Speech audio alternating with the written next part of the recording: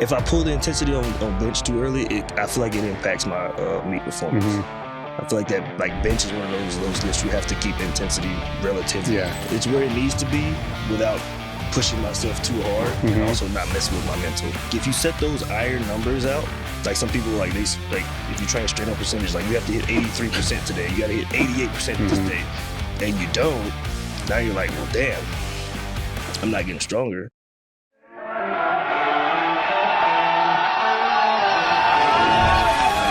It's time to sit down, keep it real, and cut the bullshit. Welcome to Table Talk. All right, guys, we're back with another episode of Table Talk. Today, my guest is Chad Penson, holder. He's had 4 all-time world records. So I'm just going to go through some numbers here real quick. Correct me if I'm wrong, right? In the 220 raw with sleeves, 2066, right? Yeah. And the 220 class with wraps, 2182. Yep. And the all-time world record squat, 925.9. Yeah. At the 220s. And you're also a coach, so lifter and coach. So I want to put that out there as well. Let's start off with, I'm sure you've done tons of podcasts before. So before you started powerlifting, I like to see where people's physical bases developed. Yeah. I know there was football and there was wrestling and that you wrestled in college. So we'll get to the college thing in a minute. At what age did you start just any kind of sport activity? Man, so way back, obviously, like when everybody's kids, they play a little like pee-wee football, soccer, whatever. My folks tried to put me in soccer, was not good. The running, not really my thing. We did a little football, and that kind of stuck through middle school. Baseball, I really sucked at, so that definitely didn't stick. But football kind of seemed like where I was headed, but I was small. But I liked football because I liked to weight train and stuff like that. I started training on my porch with a broomstick. Actually, me and my cousin, we put the weights in the middle of the broomstick and just bench it on the floor. When was that? Man, I was probably like 8 or 9. Okay, so before the sports? Pretty much, yeah. We just wanted to be bros, I guess. I don't even know. We were just doing stuff in the country, man, in Mississippi, just chopping trees and just lifting broomsticks with weights on.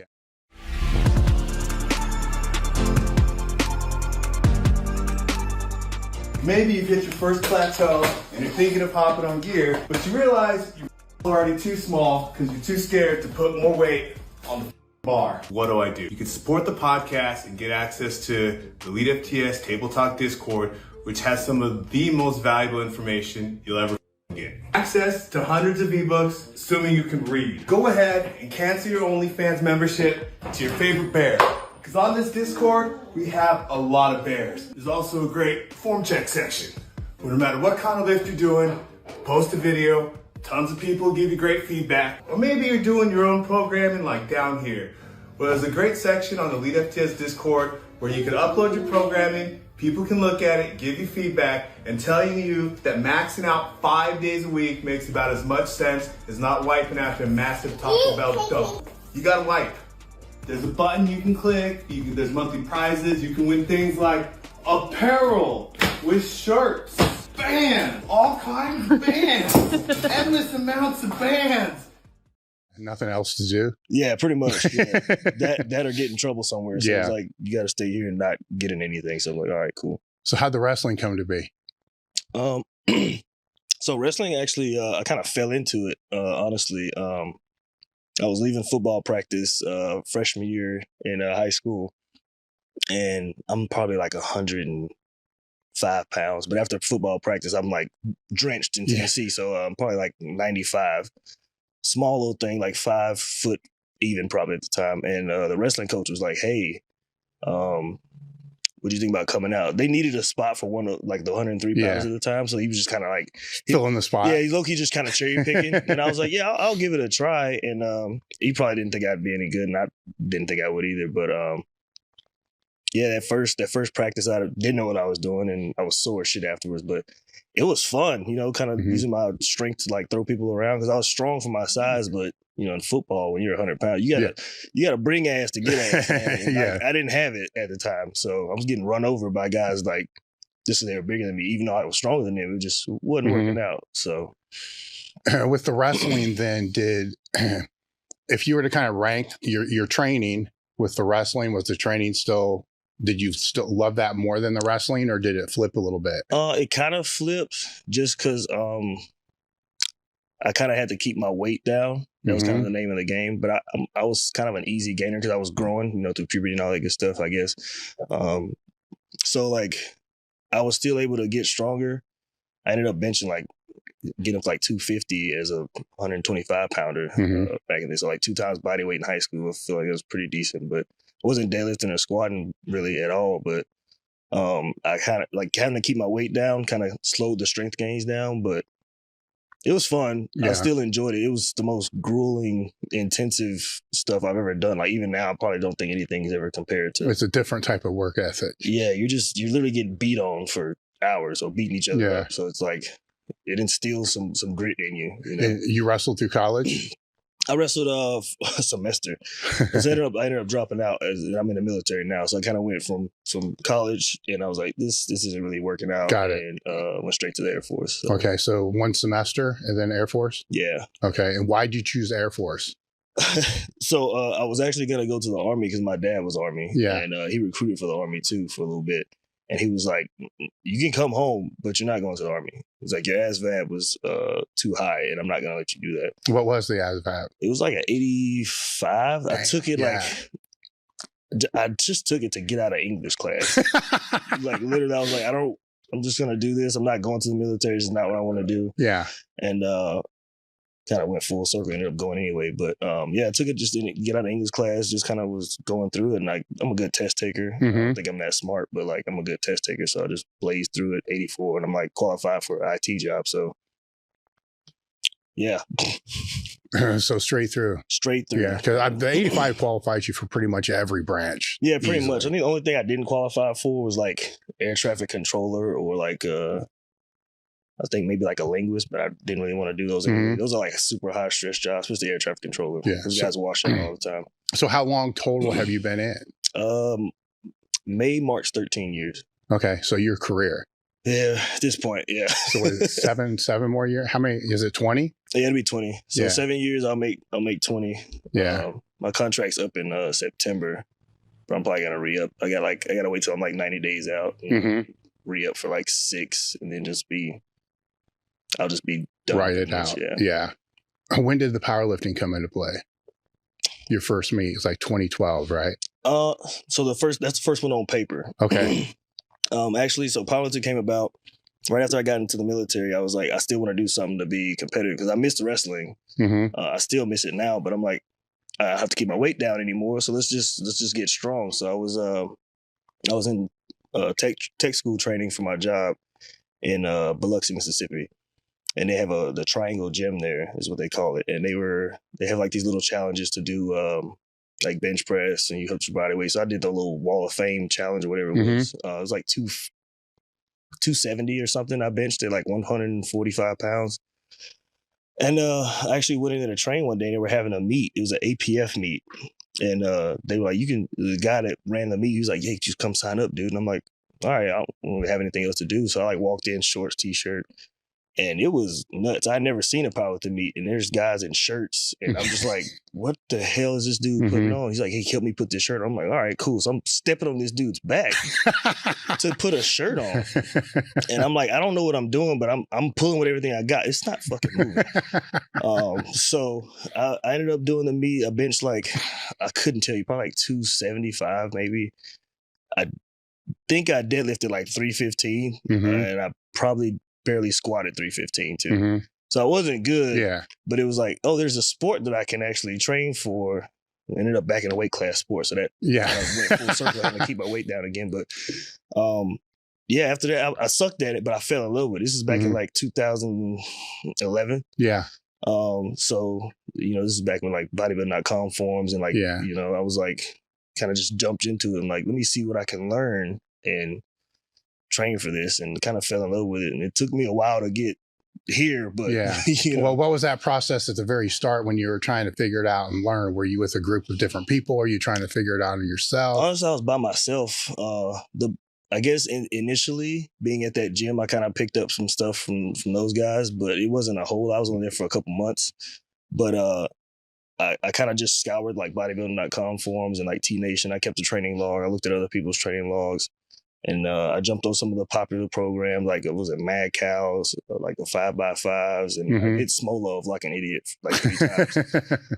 It ruined me, but at the same time, I think it kind of gave me a good base for my squats, which is kind of what I'm going for now. So, but yeah, I kind of did it on my own for a long time before I even hired a coach. I think my first coach was Micah Marino, actually coached me for a little bit. I was a terrible client. I didn't listen, but what was your total before you reached out to him? Roundabout.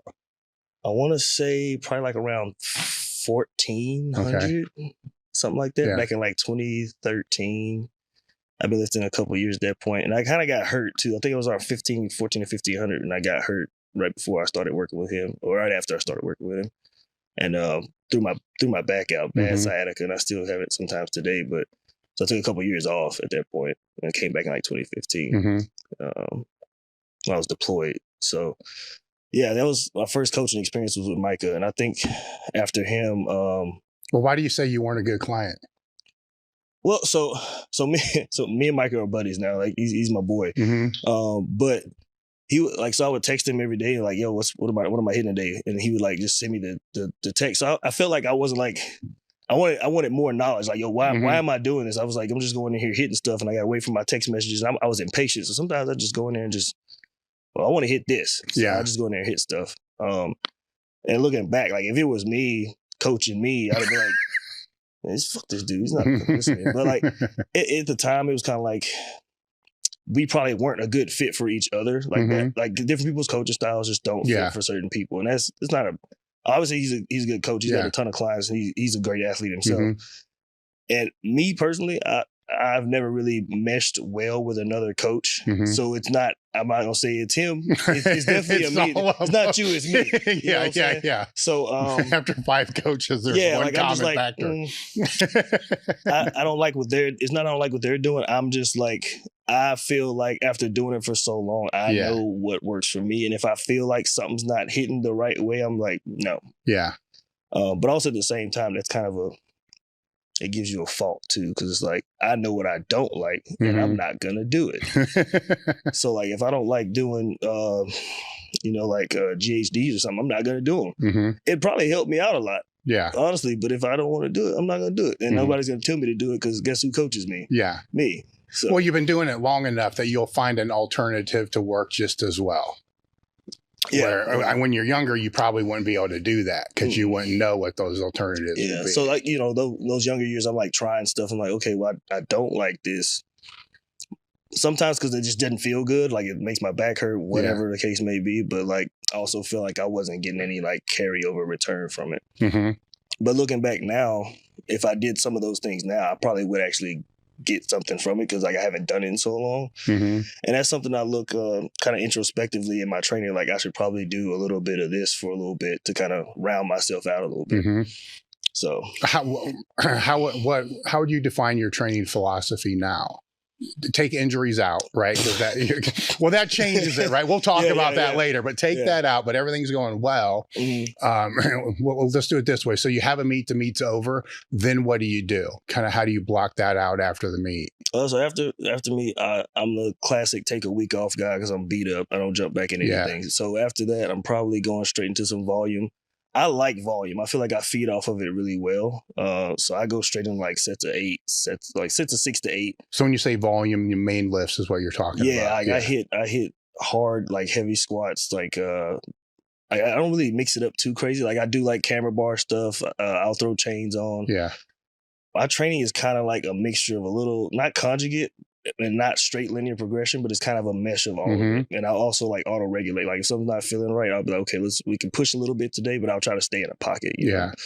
So I'll give myself a range for like a top end and be like, I could probably hit this to this today, but if it's not feeling too hot, I'll dial it back to like, let's say I'm benching, I'll be like, okay, let's do 420 to 450 for a top end. And if I'm feeling good, we'll push it to that 450, 440. But if I'm not feeling good, I don't feel bad mentally for like not being able to hit that 450. So how long does that 6 to 8 rep phase last? For me, I'll usually push it like, if I can push it longer than like 6 weeks, I will. I try not to, like, I know a lot of people like to schedule their blocks out like straight up, like 4 weeks or 6 weeks. Yeah.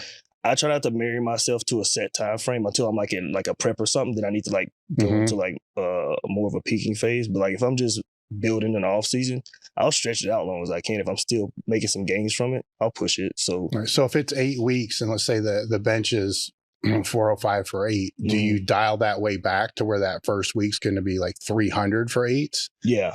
Okay. Yeah. Like I like to like start that easy because like if I'm starting at like 300, I make it easy those first couple weeks, and then I'll jump to probably 20, 30 pounds and make those bigger jumps. And if I can and once I get to about 4 to 6 weeks in, I know I'll be somewhere that's going to be like PR territory rep wise.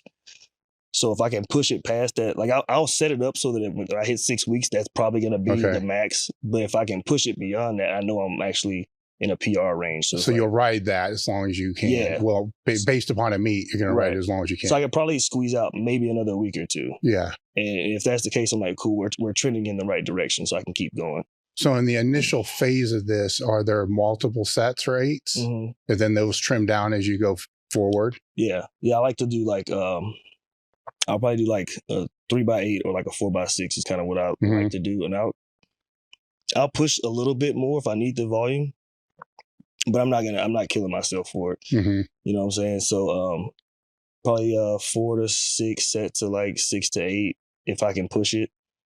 And if I'm feeling good, we'll push that on for like 6 to 8 weeks. Usually 6 weeks. The same for the squat, bench, and deadlift? Yeah. Deadlifts are weird for me. So squat and bench, I can kind of push this in the same way. But for me with deadlifts, deadlifts are tricky, and I haven't really figured them out yet, honestly, for myself. But like I'll usually keep the sets will be like a little high, but I'll dial the volume down. Like not the volume, I'll dial the reps on those sets down to like 4s instead of doing like 6 to 8s. Because I pull sumo, so if I'm pulling 6 to 8s, my hips will be fried, and then it's going to impact my squats. Yeah. And I found that out actually going into the American Pro. I was like, let me try to mix my volume up a little higher on deads, and it was working out really well until I put wraps on and I squat a little wider, and my hips were shot. And I was like, okay, something's gonna have to give here. I'm either gonna be deadlifting or I'm gonna be squatting, and ended up not being able to actually deadlift. I could squat, but I couldn't deadlift. My hips got shot. So I learned that lesson the hard way. So for me, I have to like keep the overall volume on deadlifts a little bit lower to keep my hips from dying. But I also, so for that, I'll do some conventional too. I hate pulling conventional because, like I said, in 2013, I threw my back out. Yeah. So conventional doesn't work out too well for me, but I can mix the volume up.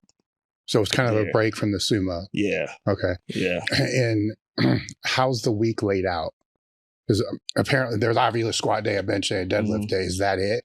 So I usually I'll have like 4 training days, and I usually squat on in the week on squats. So it'll be on like a Saturday, and I'll start on a Monday with bench. So I'll bench Mondays. Usually I'll deadlift on like Wednesday, and I'll have a secondary bench day on like a Thursday. And then I'll deadlift on I'll squat on the Saturday. So it gives me time for my like legs to recover after the deads. Yeah. But it spaces it out so nothing's like too fatigued by the time I circle back to it. With your staying in that rep phase, let's just call it that, right? The rep phase. What do your accessories look like during that time? So let me put this out there. I'm going to assume you're still going off how you feel after that main lift, right? Yeah. So let's just look at this as perfect day. You always feel great, which isn't true. But if that's the case, how many accessories would there be in that rep phase, or not a lot? So I usually, like for example, if I'm doing like squats, I'll like jump back into like front squats, or I'll hit I don't like to do too much leg press. I do like the squat pro, or is it like a belt squat thing? Kind of. It's like it's kind of like it kind of feels like a Smith machine, but more free. Okay. And it fries my legs, but I love it. So I'll hit something like that. And I try to keep the reps super high on my accessories, because I want to like really get that pump going for those. So I'm like hitting usually the 12 to 14 range for reps, but I'll hit like 3 to 4 sets. And I'll keep it pushing, especially on like for legs. If I can keep it pushing to 4 to 5 sets, I'll do it. And with like a bench, if I'm hitting our triceps, I'm hitting those until I can't anymore. Like that's just me, because I know my bench is a little it's lagging for me. But I'll push my tricep work and my pull work on my push work, on bench days to like pretty much to failure. Okay. Yeah. So how many movements? 3 to 4. Like I'll probably hit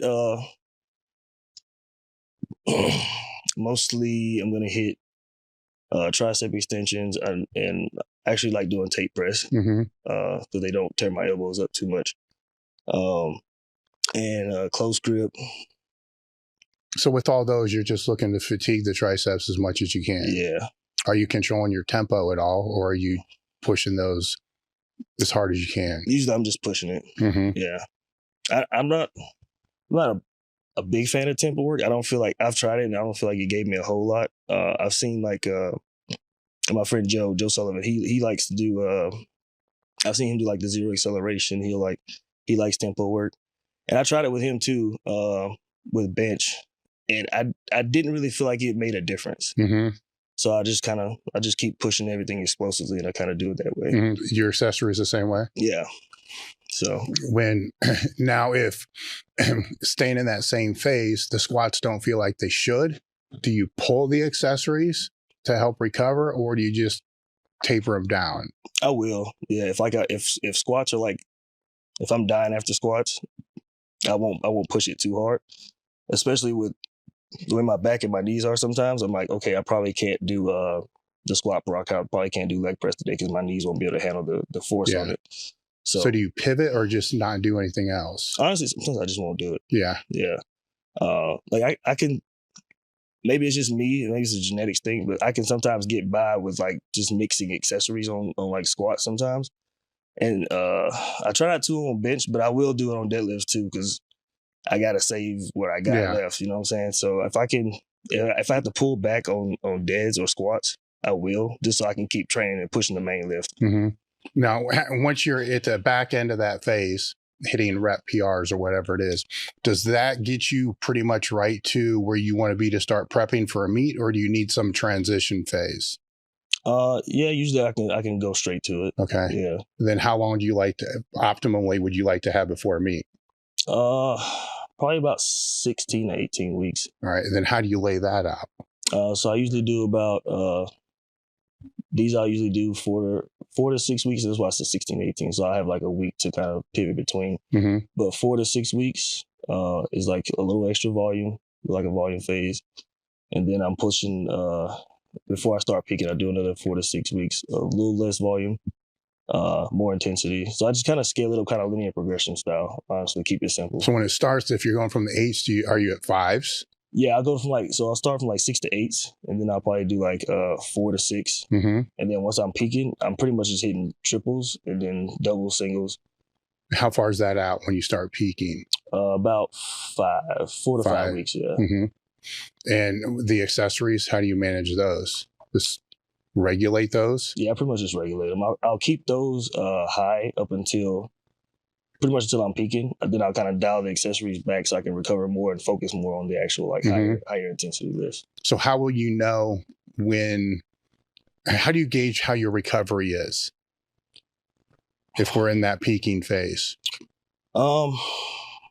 Because like sometimes you can think you're just wimping out. It's a mental thing sometimes. Like it's like, okay, I feel like I should be here, but I'm not. So if I have to, I'll kind of like pull back to see if my recovery, like I'll take a day, like for benches, if I'm like I told you, I have to like a secondary bench day. I'll sometimes have like a secondary squat too. So my deadlift day.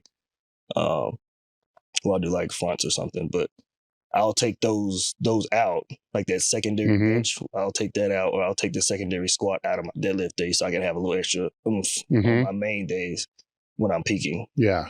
So that kind of helps with the fatigue. And that's usually how I manage it. Like I said earlier, I'll push that up until I can't. But if I'm feeling like something's not hitting right, once I get towards that peaking phase, I'll pull those out. Will you put them back in if you have to pull them out sooner? you know, say you're 8 weeks out and it's like that oh shit moment. Like I shouldn't be this beat up. Yeah, I shouldn't be hurting like this far out. But it's like sometimes you got to make those game time decisions so you can actually make it to the meet, you know. Yes.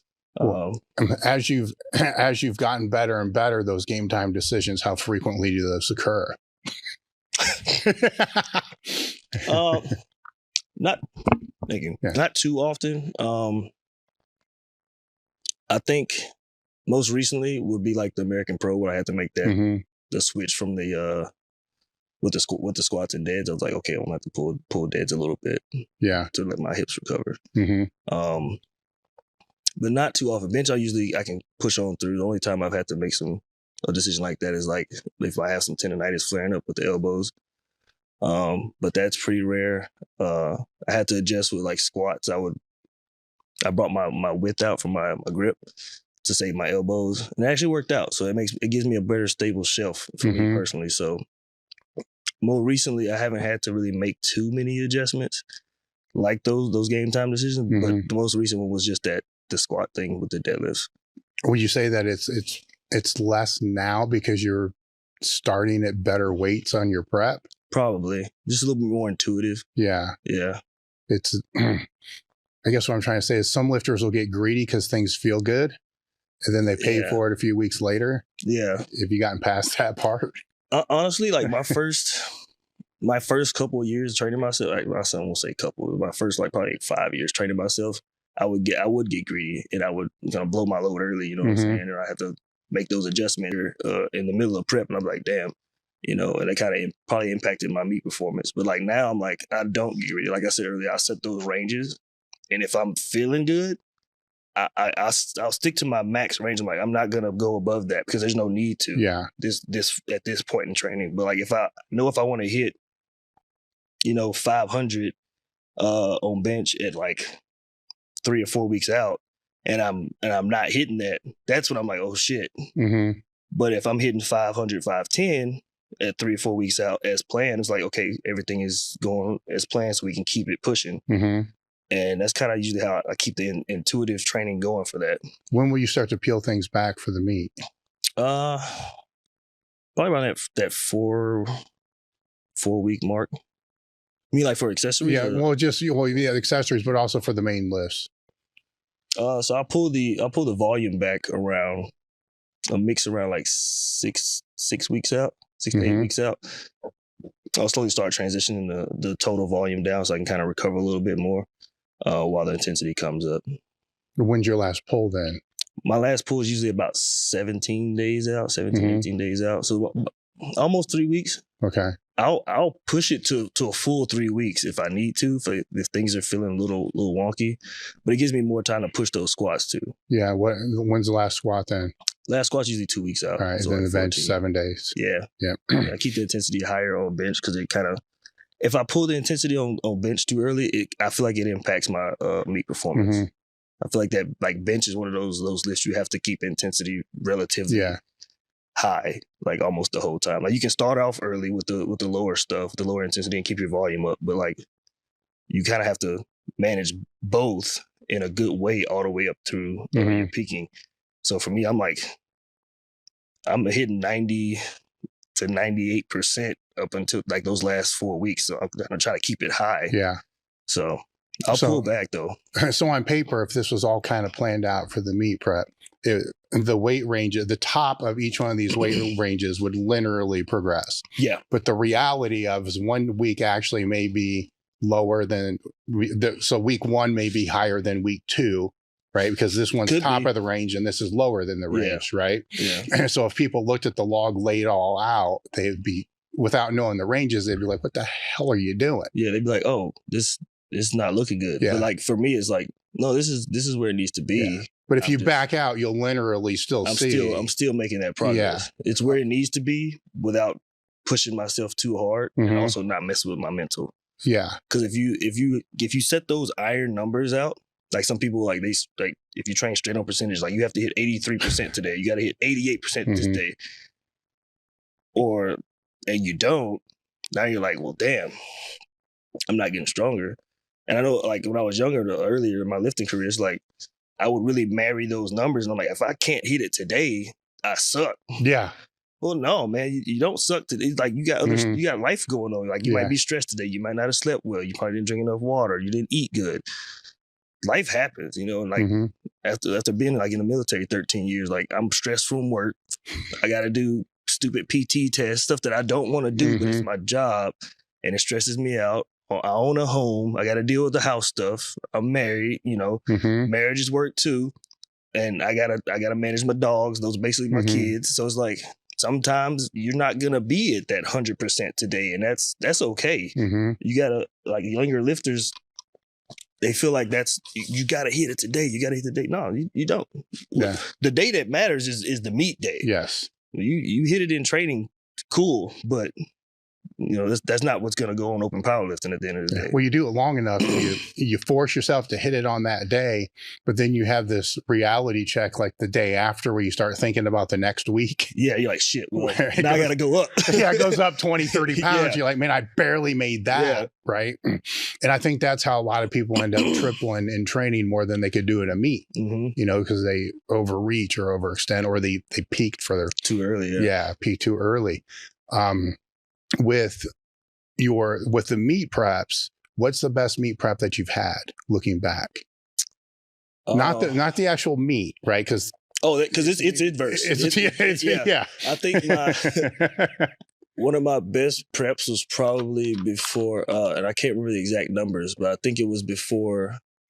I think it was the USPA Pro Raw, whatever it was called, and it was a great prep. I was going in, I was like, I'm gonna hit like an 800. And some change squat. I was planning on opening with like a 780 squat and breaking the record on my second attempt, and then going for like 830, 840. And the prep was awesome. Meet day, abysmal. Just terrible. Like that meet put me in a depression afterwards, man. Like it was like because my training was so good. It looked good on Instagram. Everybody was like, man, you're gonna kill it. You're gonna kill it. I thought I was gonna kill it. And it killed me. But so I showed up, and I think what really happened, a lot of people like speculated like, oh, his weight cut was bad. Like he cut a lot of weight. I didn't. I've cut way more before. That's why I was like confident this is gonna be good. What I think ended up happening is I just didn't have enough like I don't think I had enough electrolytes. I think my magnesium was low because I was super brain fogged. There was no mind muscle connection. I was warming up and like squats were like 600 was heavy. And I was like, something's off, man. I don't think something was right. And I was talking to Joe, and he was like, man, you probably just didn't drink enough water. I'm like, bro, I drank 2 gallons of water. He should have drank 3. Like, I don't think that 3rd gallon would have did it, man. But I mean, like, you know, you go through so many refeeds, so many preps, and you're just like, you know, like if something would have made the difference. And I'm like for you, that 3rd gallon might have made the difference, but for me, I don't think that was it. Not today, at least. But it turns out, I think it was really just magnesium was off, because I looked at this, and like if you have a magnesium deficiency, it's like that brain fog, you get crampy. I ended up, my legs locked on one of my deadlifts, and I couldn't put it down. Like I put the deadlift down, my legs were just stuck. And this in the warm-up room? No, this was on the platform. The platform. They had to carry me off. Oh shit. Yeah, my legs just wouldn't unlock, man. And I tried to take the 3rd one. It was just a bad day. I think I got 2 or 3 benches. I think it went like 4 or 5 for 9 that day. It was like the total wasn't terrible. I might have actually PR'd my total at the time by like a couple pounds, but it was like, it's not what you want. Yeah. So great meat prep. What do you think led into the great meat prep? Was there anything that you changed, or things just locked in? I think I was just locked in. There's no injuries. There's no injuries, I think, that was going on. Everything just felt good. Everything was balanced. Like my fatigue was low. Stress was low at home, at work. But showed up, didn't show out, you know? It was just, I think, that deficiency. So it's like, you have to make sure all your variables check. From, you can have a good prep, but you got to make sure you can execute too. So like if you're one of those guys that's cutting weight, you got to make sure you're hitting every little detail to make sure your refeed is good, so you can actually perform on the day. Because how much do you cut on average? On average, right now I'm probably cutting like 10, 15. Like I'm not that heavy once I moved up to 220. But I think when I was 198, I was cutting about 20. So how far out do you start? Oh, with my water cut? Yeah. I'll clean my diet up a little bit. I eat like shit, but I'll clean my diet up a little bit about 2 weeks out. Like to kind of like, I'll kind of stay away from like less fried food. I'll stop eating out, no McDonald's. And that'll help take off a pound or two. Cause like, I'm like, cool, you know, you're not bloated, you're not eating shit. And it's like, cool. But for like the water load, I'll probably start, if I'm super heavy, if I know I need to cut like 20, I'll probably cut it at about 10 days. And I'll start water loading around 7 to 10 days out. And that'll help a whole lot.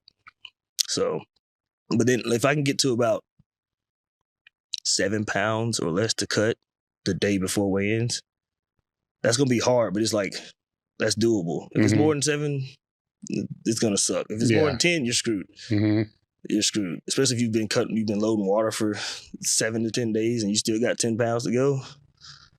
You can make it, but it's gonna impact you a little bit, depending on how heavy you are. Obviously, if you're a heavyweight and you gotta cut 10 pounds, and you're not gonna feel shit. You'll be fine. But for leaner guys or like people under 200, that 10 pounds on the day before is gonna hurt. So when you start pulling the water out, eliminating 3 days, 2 days. I'll cut water not completely, but I won't drink anything the day before weigh-ins usually. So that's when it starts to suck. Yeah, well, if I switch to distilled water the day before, the day before weigh-ins, it already sucks. So I'm probably because the distilled water is like stripping all the the minerals out of your body and just like your mouth is dry. It's like dry water. That makes no sense, right? No, I get it. Yeah, you drink that distilled water, you're like, it was nothing. I'm still thirsty. So, and then I think really what hurts you the most, what makes you start feeling it is like when you cut like sodium and you're just like, the water's just flowing out of you like a geyser, but you're still putting it in, but you're like, I'm thirsty. You wake up the next day and you got to cut and you go down to like distilled or something. You're thirsty. And then the next day you can't drink anything. And it's because it's the day before weigh-ins. You're just like, I can't eat or drink. You want to fight somebody. You don't have energy to, but you'd like to, I helped a lifter do a water load not too long ago, actually for the Arnold. And she surprised me. She cut like 23 pounds, dude. She's a 198er. She cut like 23 pounds and she made me nervous because she was like 214 the night before the day before weigh-ins, she was like 214 and then she woke up 207. Oh no, she woke up like 205. So how the fuck did you cut? You lose 14, like 10 pounds of water almost. But I think she said she just drank the last bit of her water like right before bed. And I'm like, okay, cool. Well, you scared the shit out of me, but cool. But she ended up putting back on like 20, 22. In 24 hours? Yeah. So I got, my memory is shit, but I'll have my like stuff laid out on my phone. Like I have to keep notes and like I'll follow that whole protocol like that. And if I need to cut like sodium or something not early. I like to keep those last variables in check. Like if I don't have to cut sodium or have to cut carbs, then I won't until I need to. Like I'm eating like 50 carbs a day and I still got to train. But if I don't have to, like the cut's only like 10 pounds. Like right now I'm about 228 right now. So if I had to cut to 220, I wouldn't cut. I'm eating like 150 carbs. I'm not going to 50 carbs. Yeah. Like I still got to train. But if I'm 235 or 240, it's like, well, I haven't got to 240. But if I'm 235, I'm gonna do it at 50 carbs. I'm gonna hate it, but I'm gonna follow the whole thing to a T. But if I'm close, I give myself a little flexibility. Everybody else can't do that, obviously, But I know because I followed it a few times, like where I can kind of have some wiggle room. And when I don't. So right now I'm lucky because I'm at 220 right now. But if I was 198, I'd have to be like to a T for everything. When you say that you eat like shit, how that can mean a lot of things to a lot of people, So yeah. Man, I like McDonald's. Yeah, I like barbecue. I like burritos. So is everything you put in your mouth that? Not everything. That's what I'm going. It's enough. Yeah, it's enough. Well, what's enough? Like 20%, 40%, 50%? Man, I hate to even put a number on it. Yeah. Probably on the day. Like, it depends. Like if I feel like warming up the chicken and rice, or do I want to cook today? Like I'm like, man, I don't want this shit today, And I'll check my weight and I'm like, you're only 230, 225, 228. you can have a burger today.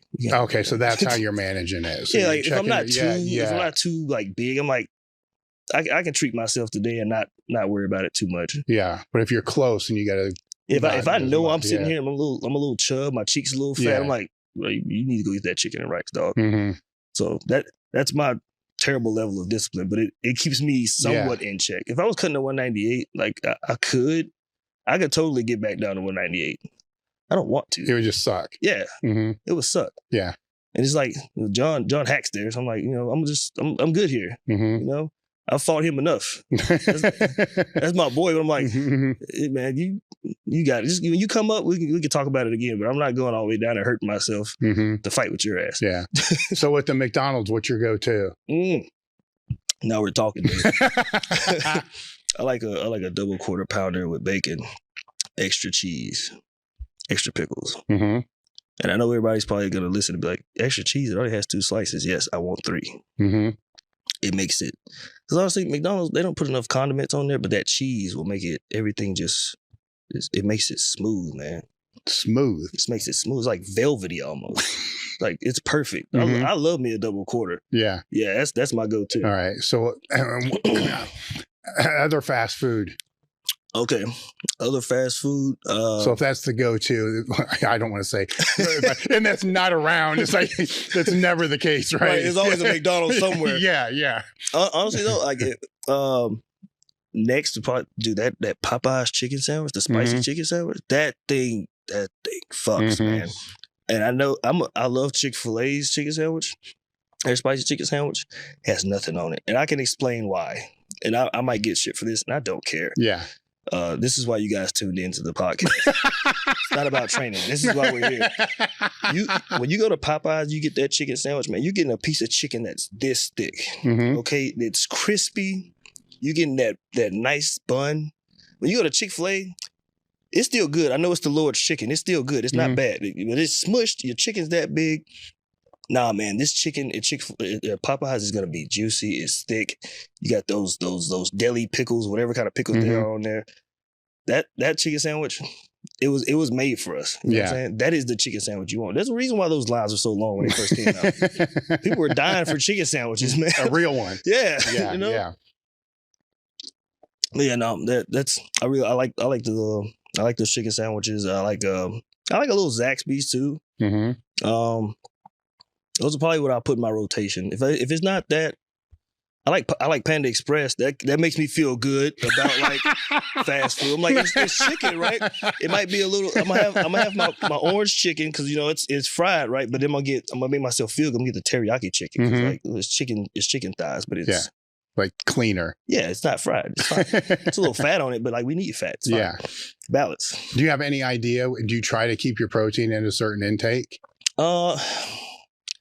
Not really. Like I will actually watch my macros more if I'm like when I was cutting to 198, I was watching my macros like a lot harder. I was eating like probably 200 to 220 protein, and I was eating about 300, 350 carbs, and I wanted to keep it in that range to make sure I was good. Fats, whatever, 70 is probably the max I need to be at, but I'm probably closer to like 120. Who cares?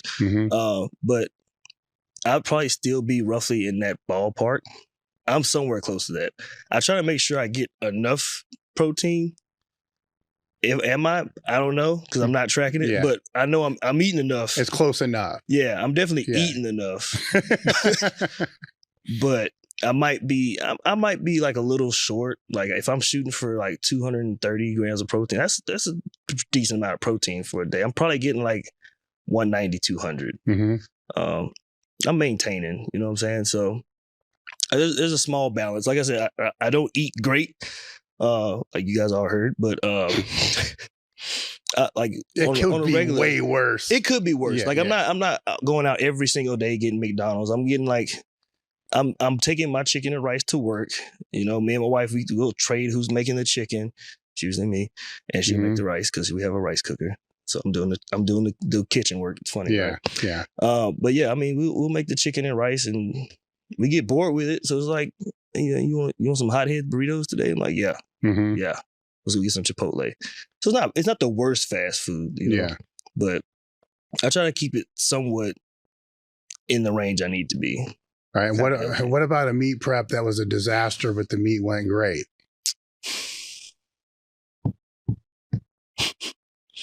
I hate to say it. Well, probably the American Pro, this most recent one. The meet, I won't say the meet went great. It went better than I thought it would, especially considering what everything happened. So meet prep was crazy, right? Well, my deadlifts, hips were dying. So, and then every time I went to squat, I'm falling out of the rack. You guys go look at my Instagram page. I'm flying out of the rack, dumping bars. I'm like, it's terrible. Like, I can't get this to work. I think it was a Dynabody we were training on, and that damn thing sucked. Oh, the swing, it's got more swing. Got too much swing that I couldn't. It's just like I just couldn't get set. So every time I'd pop up, my pick would feel good, but I'm like I'm leaning or I'm falling forward, not go down, come back up, but I'm losing balance somewhere, and it killed my confidence in my squat. And then on top of that too, like it was like I had some pretty rough injuries earlier in the year, so I'm trying to come back, and I wanted to hit 1,000-pound squat. I'm like, I'm over here dying with 900, and it's pissing me off. However, I ended up going to the meet and got hurt again, but I still ended up squatting like 881 easy, and hurt myself a little bit, but bench was okay, even with one leg. So I look at it like that. Like I'm competing with one leg after squats. I'm like, I don't have no leg drive from my left leg, and I'm deadlifting with a sleeve on just so I can feel less pain when I'm trying to lock my knees out. And I managed to still win the meet, and I can't be mad at that. I was like, okay, I won overall with one leg, and I didn't hit any of the goals I really wanted, but you have to take those things in stride sometimes. It's like, okay, you had a terrible prep, your confidence was low, you got hurt all year. You got hurt here again, but you came out on top. You're not dying. So it's like. Now, when was your major quad tear? Was that before that prep? Yeah, it was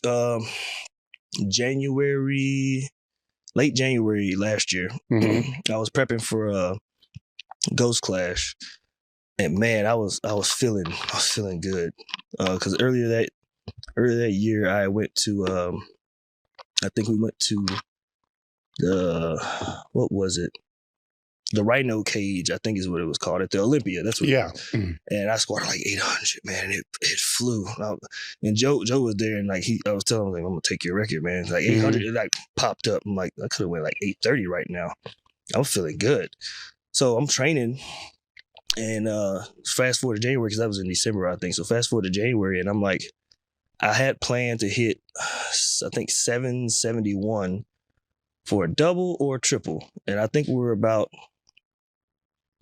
at this point we're like 5 or 6 weeks out. It might be 4 weeks out. So I'm hitting those doubles and triples. I'm like, okay, but this is the range I want. 770 should be easy. So I hit the first one, no problem. It flew like as expected. So I'm like, okay, I probably got a triple.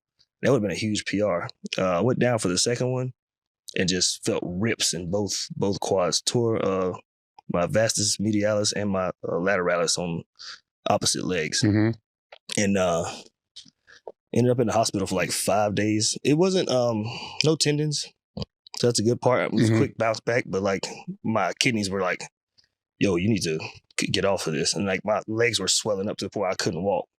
I went to the hospital the first day, and they were telling me, well, we can't do anything for you, but you just go home. And they gave me a crutch, and was like, why were you in there for 4 days or whatever? Was it a weekend? Well, so I went home after that first day, and then after like a day or two, like my legs started swelling to the point I'm dragging it. I'm like, I can't, like it was bad at first, but like I'm literally dragging this leg to like to move, and I'm like, I don't think it's gonna work, man. And my wife is like, we're taking you back to the hospital. I'm like, oh, I'm good. And she's like, no. I'm like, all right. She said, we're going to the hospital. And they took me back in there, and they're like, you have severe rhabdo. Like you have blood pooling up in the back of this leg. We're going to put you in bed. You're not leaving the bed until we say so. And I was like, all right. So I'm stuck in this bed, not showering, not moving. Couldn't get up to go pee. I had to pee in this little cup thing for like 4 days while they were checking my blood every other couple hours. They were coming in at all hours of the night, measuring my legs to make sure it's going down. So yeah, I was just stuck. I mean, after that initial and dealing with the pain of that, after that, it was a pretty smooth recovery. Because like I said, it was just muscle tears, but I guess because I was still moving around on it, I was making it worse. And they were like, no, you need to elevate these legs. They had some weird air pump things on my quad, on my calves to kind of like keep blood flowing or something like that. And I guess that's really, I just needed to rest. Yeah. How long did it take till you could walk? Let's see, I left the hospital. This was about a week and a half after the incident. And I was using a wheelchair and a rollator for like 3 or 4 days after that. So about 2 weeks, I was able to kind of like, I could walk on my own, kind of like drag my legs a little bit, kind of teeter-totter around. And about around the 3 week mark, like 3 full weeks, I'm like, I can take good steps, you know. Around 4 weeks, I can do like almost a body weight squat. I can kind of go up the steps. I can take one step at a time. Because I was sleeping on the couch for like 2-3 weeks because I couldn't make it upstairs to my room. So yeah, I think I was walking around like about 3 weeks I was walking. 4 weeks I was doing like a body weight squat. And then around like the same 4 or 5 week mark, I was hitting like, I was doing like some trap bar. I had a trap bar with the open one that Kabuki makes, and I was squatting with it. So it's like 45 pounds, and I could do that for like a couple reps, real slow. So yeah, around like 6 weeks, I'm squatting with a barbell again. How long were you off work? Till I could walk. It's about 3 weeks. I was like, yeah, I can't come in, dog. Like they gave me a medical convalescent leave for that for a little bit. So they were like, yeah, he's not gonna be able to come in. Cause I'm like, I'm not finna roll in here with this, you know, be dragging my leg around. But so I was 3 weeks off, and it was a good 3 weeks. So I didn't miss work at all, but so much stuff popped up. But well, with 3 weeks off, I've had hip replacements and shit, so I kind of know that thing. And so you're stuck at home, right? So what are you doing? Like Netflix, like every episode of Grey's Anatomy? Like, it was a lot. Right, how'd you pass the time? There was a lot of TV, a little bit of moping. Well, yeah. I think that first day back, I like tried to pick something up off the ground, drop something, I couldn't pick it up. I broke down. I was like, stupid. And my wife said, "What's wrong?" I'm like, I can't pick this damn thing up off the ground. Like it's like I started crying. I was like, this is fucking dumb. But yeah, like those 3 weeks at home, I was just pretty much just couch surfing, man, watching TV. My wife was like pretty much waiting on me hand and foot. I can't like get off the couch. I guess it wasn't 3 weeks. It was probably like a week and a half while I was actually at home before I could like move around on my own. That was it. Pretty much just surfing the internet on my iPad, coaching my handful of clients, and then just trying to watch a little bit of TV. Wife's going to school, so I'm just kind of stuck at home. My stepmom was there. She came and he came and took care of me. Her and my brother came and stayed for a few days, so we had some family time, so that was nice. So in the end, the grand scheme of things, it was like I got some family time, got some time off work, and watched a whole lot of TV. Yeah. So a quasi vacation that you can't move. Super painful. Yeah. Little vacay. Yeah. So how do you navigate coming back? Because there's coming back physically, then there's coming back mentally as well.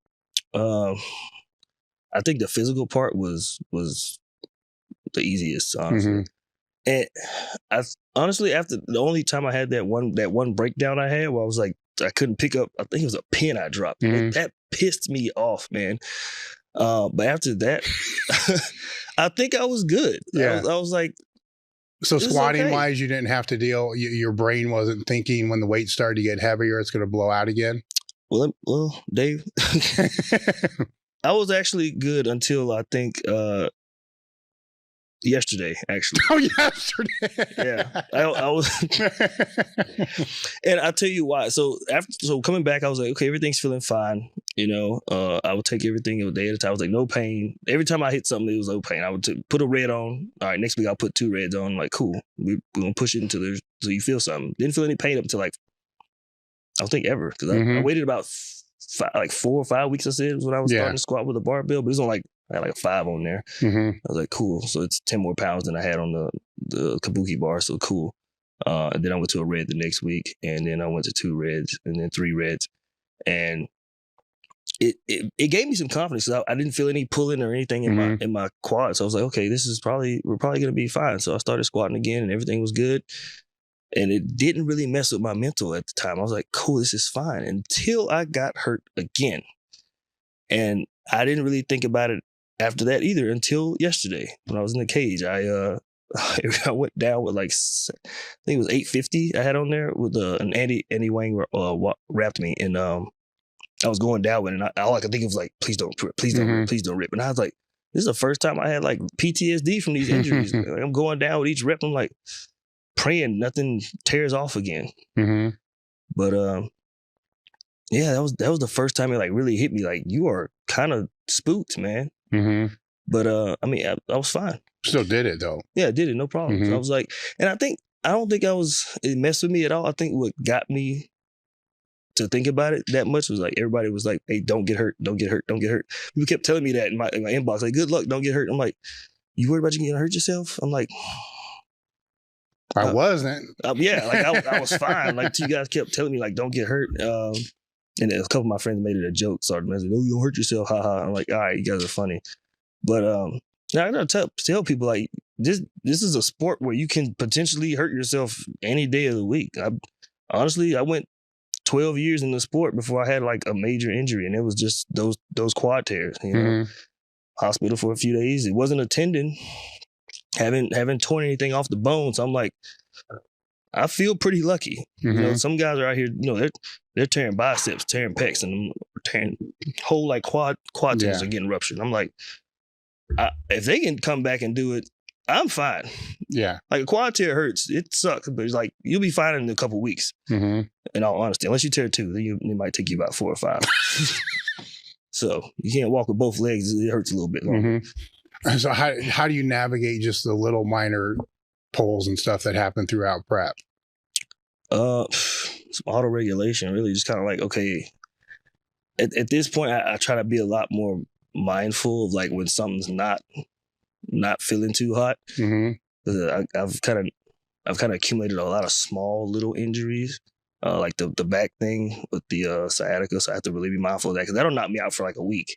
And that's a week or 2 of training that I'm like either in pain or like I can't walk well. So I have to watch out for that. And then if I feel anything pulling now in a quad or in a hamstring, I'm like, that's it for the day. Like, we just have to shut it down. Yeah, because I mean, if you think about it, I tell a lot of newer lifters too. Like, I'm like, this is a marathon, dude. It's not a sprint. A lot of guys want to get, you know, super strong. They want to bench 500 tomorrow. They want to squat 600, 700, 800 today. I'm like, it took me 12, 13 years to get where I'm at now. I'm like, and I'm okay with that. Like, I'm still young. I'm only 31. I got a few good years left, so just take your time. You'll get there. Well, they would say you're okay with it because you're doing it. Right. But it's like, but I had to pay my dues. I'm like, you guys are trying to get here tomorrow, and it's like, I kind of get it, because I guess at the time, back when I was coming up, these numbers were nobody was hitting numbers like not raw, at least, you know. You see in people deadlift 900 pounds and squatting 900 pounds, and you're just like that. Nobody was doing that in 2011. Not raw. Raw was not really. It wasn't big like it is now. So like, I kind of grew up in this sport essentially where all these numbers are big now. It's like, you guys are jumping into raw immediately, and you're already strong. Like, you guys are way stronger than me when I was like 18, 19. Like, I told you my numbers, 300-pound deadlift. Like, I wasn't doing anything special. It just took me a while. So I'm like, if you guys are 18, 19, and you're already benching 300 and squatting 400 or 500, you leagues ahead of me, you'll catch me eventually. I'm just trying to stay ahead of you guys before I bow out, you know? So if we go through each lift, when you squat, how do you set up and how do you place yourself? And if it's a maximum weight, you know, there's things that you're registering in your head, you know, as far as where the tension is and so forth. So walk me through like a max squat for you. Okay. So in sleeves, I do sleeves and wraps. So sleeves, I'm mostly trying to make sure I'm stacked right. I prefer not to walk out. So if I'm in a mono, I try to make sure my pick is good. That's the first thing. I make sure I rotate the bar, get my width where my hands are, get my hand placement right. I look at my feet, make sure my feet are the width that I want them to be at. And then I rotate that bar. I kind of crank it on my shelf to get it where I need it to be. So I'm up where I need it. I'm like, once that feels good, I'm like, cool. So I'll then scoot back, take that deep breath in. So my rib cage is open. Take that deep breath, and then I'll pull my ribs down, compress here, and get my everything stacked up. Then I'll pick. Mm-hmm. And from there, it's like, all I got to do now is sit back and maintain that rigidness and go. A little bit more steps involved when you got to walk it out. Yeah. And see, for walking out. So when you're on your way down, where you feel the tension the most? Muscular tension in your quads, back, hips? Probably torso. Here, yeah, torso and upper back. I'm trying to. I need this cranked, like max capacity, and I need to have that bracing needs to be on point too. Like obviously you're gonna feel it in your legs. You're gonna feel it a little bit in your back too. Well, a lot of it in your back, a little bit. But those are like your prime movers are gonna feel it for sure. But if you don't have that tension in your trunk, you're gonna get folded. Yeah, and I know this from experience because I was American Pro last year. I had almost 1,100 pounds in my bag. It was a misload. It was a 1063. And this is the first time that I've had my tension just gone. Like it blew all my air out. I was going down with it. Felt fine. Like when you have that good tension, no matter what's on your back, you get a good pick. You're good. I didn't even know I was misloaded until I got about halfway down. I'm like, this is a little more than I'm used to. And then I lost all my air. And but honestly, that tension, if you got a good brace, and you breathing all the way around that belt, and you have a good shelf built, you should be good. You just got to make sure you're stacked. Like, and I think you can handle pretty much any weight. At that point, you just need to make sure you're actually strong enough to lift it. Yeah. Yeah. But if your frame is good, like if you got that, if everything is stacked up, head, shoulders, knees, and toes, you got a good brace, that's half the battle. Now you just need to make sure you can actually go up and back down, go down and back up. Yeah. So what about the bench?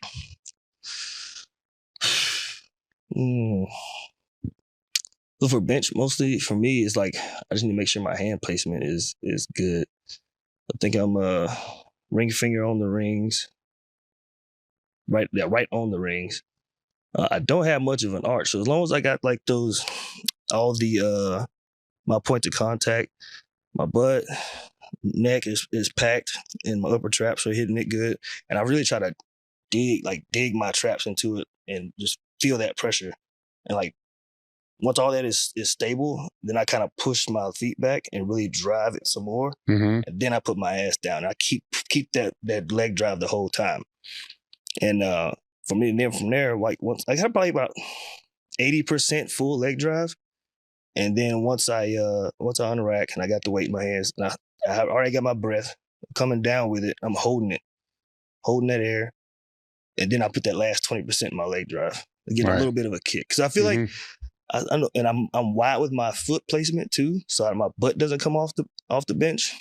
I think some people call it like a sumo bench stance. I'm like, well, you call it what you want, but that's fine. But it gives me good leg drive, and it makes sure my butt doesn't come off the bench. And for me, from there, it's like I can give that pop without getting my butt off the bench. But it's like 80% keeps me nice and tight.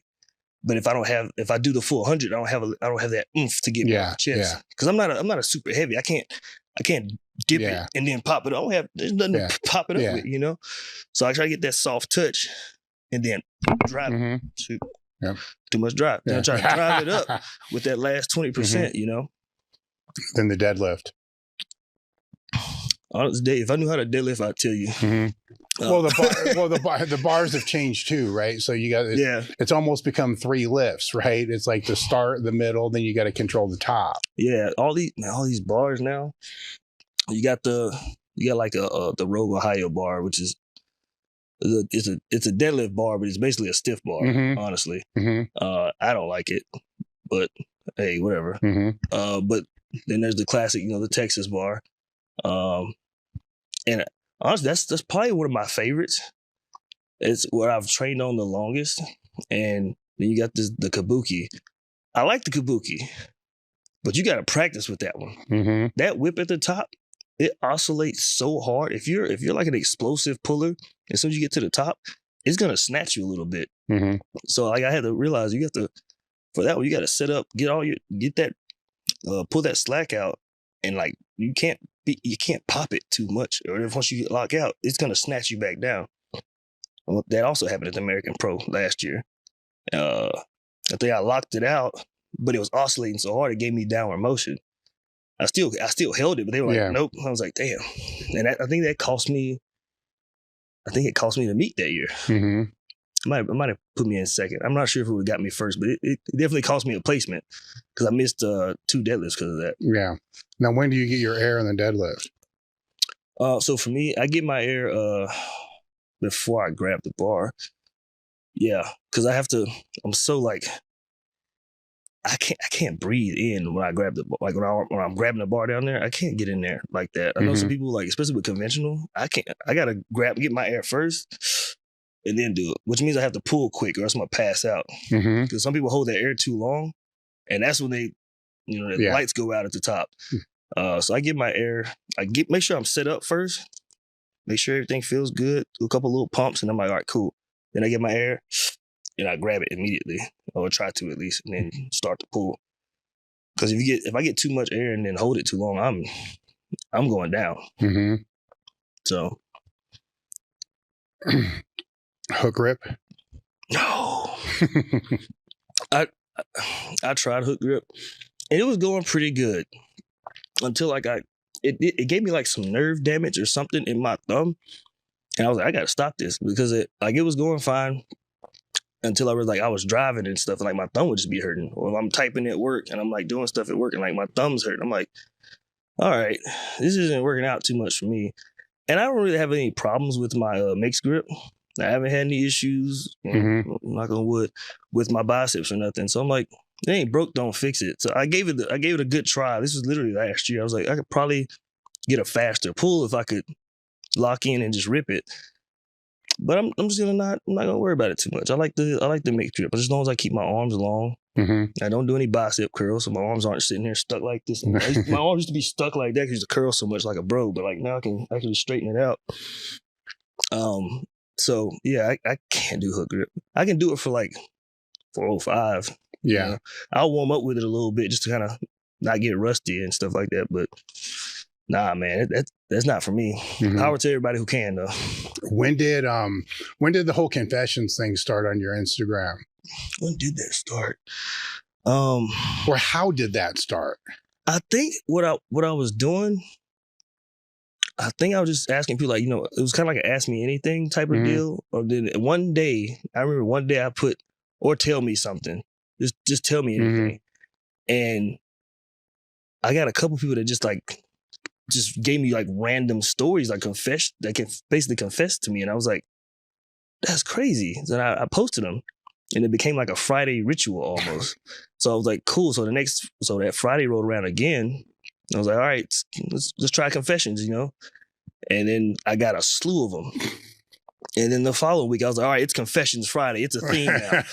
And people were just telling me their dirtiest, darkest secrets. I'm going to take them to the grave, you guys, I promise. But these weren't anonymous, They're sending me these.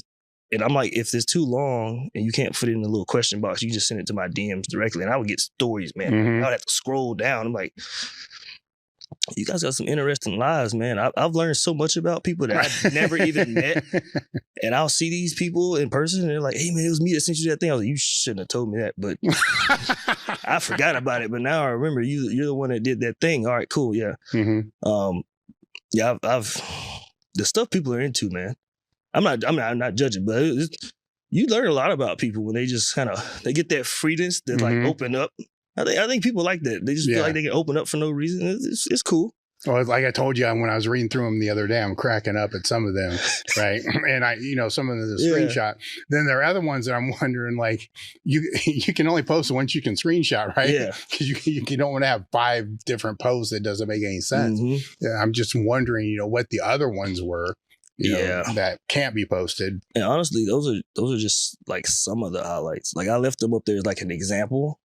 Some. It's little dots or something. There's so many, but like after I did this for like probably a few months before that new app NGL came out. And actually a couple people also started doing it and they were trying to I guess they were copying me, but they had bigger accounts. So it made it seem like they were doing it before me, but not that I don't care. I'm not gatekeeping it or whatever. It was fun for me either way, but there were so many. Like I was like, I'm just gonna have an example of a few of them as like kind of a highlight reel that I'm gonna put on my stories here, so people can have something to fall back on and look like, oh, this is what we did. Check the stories out.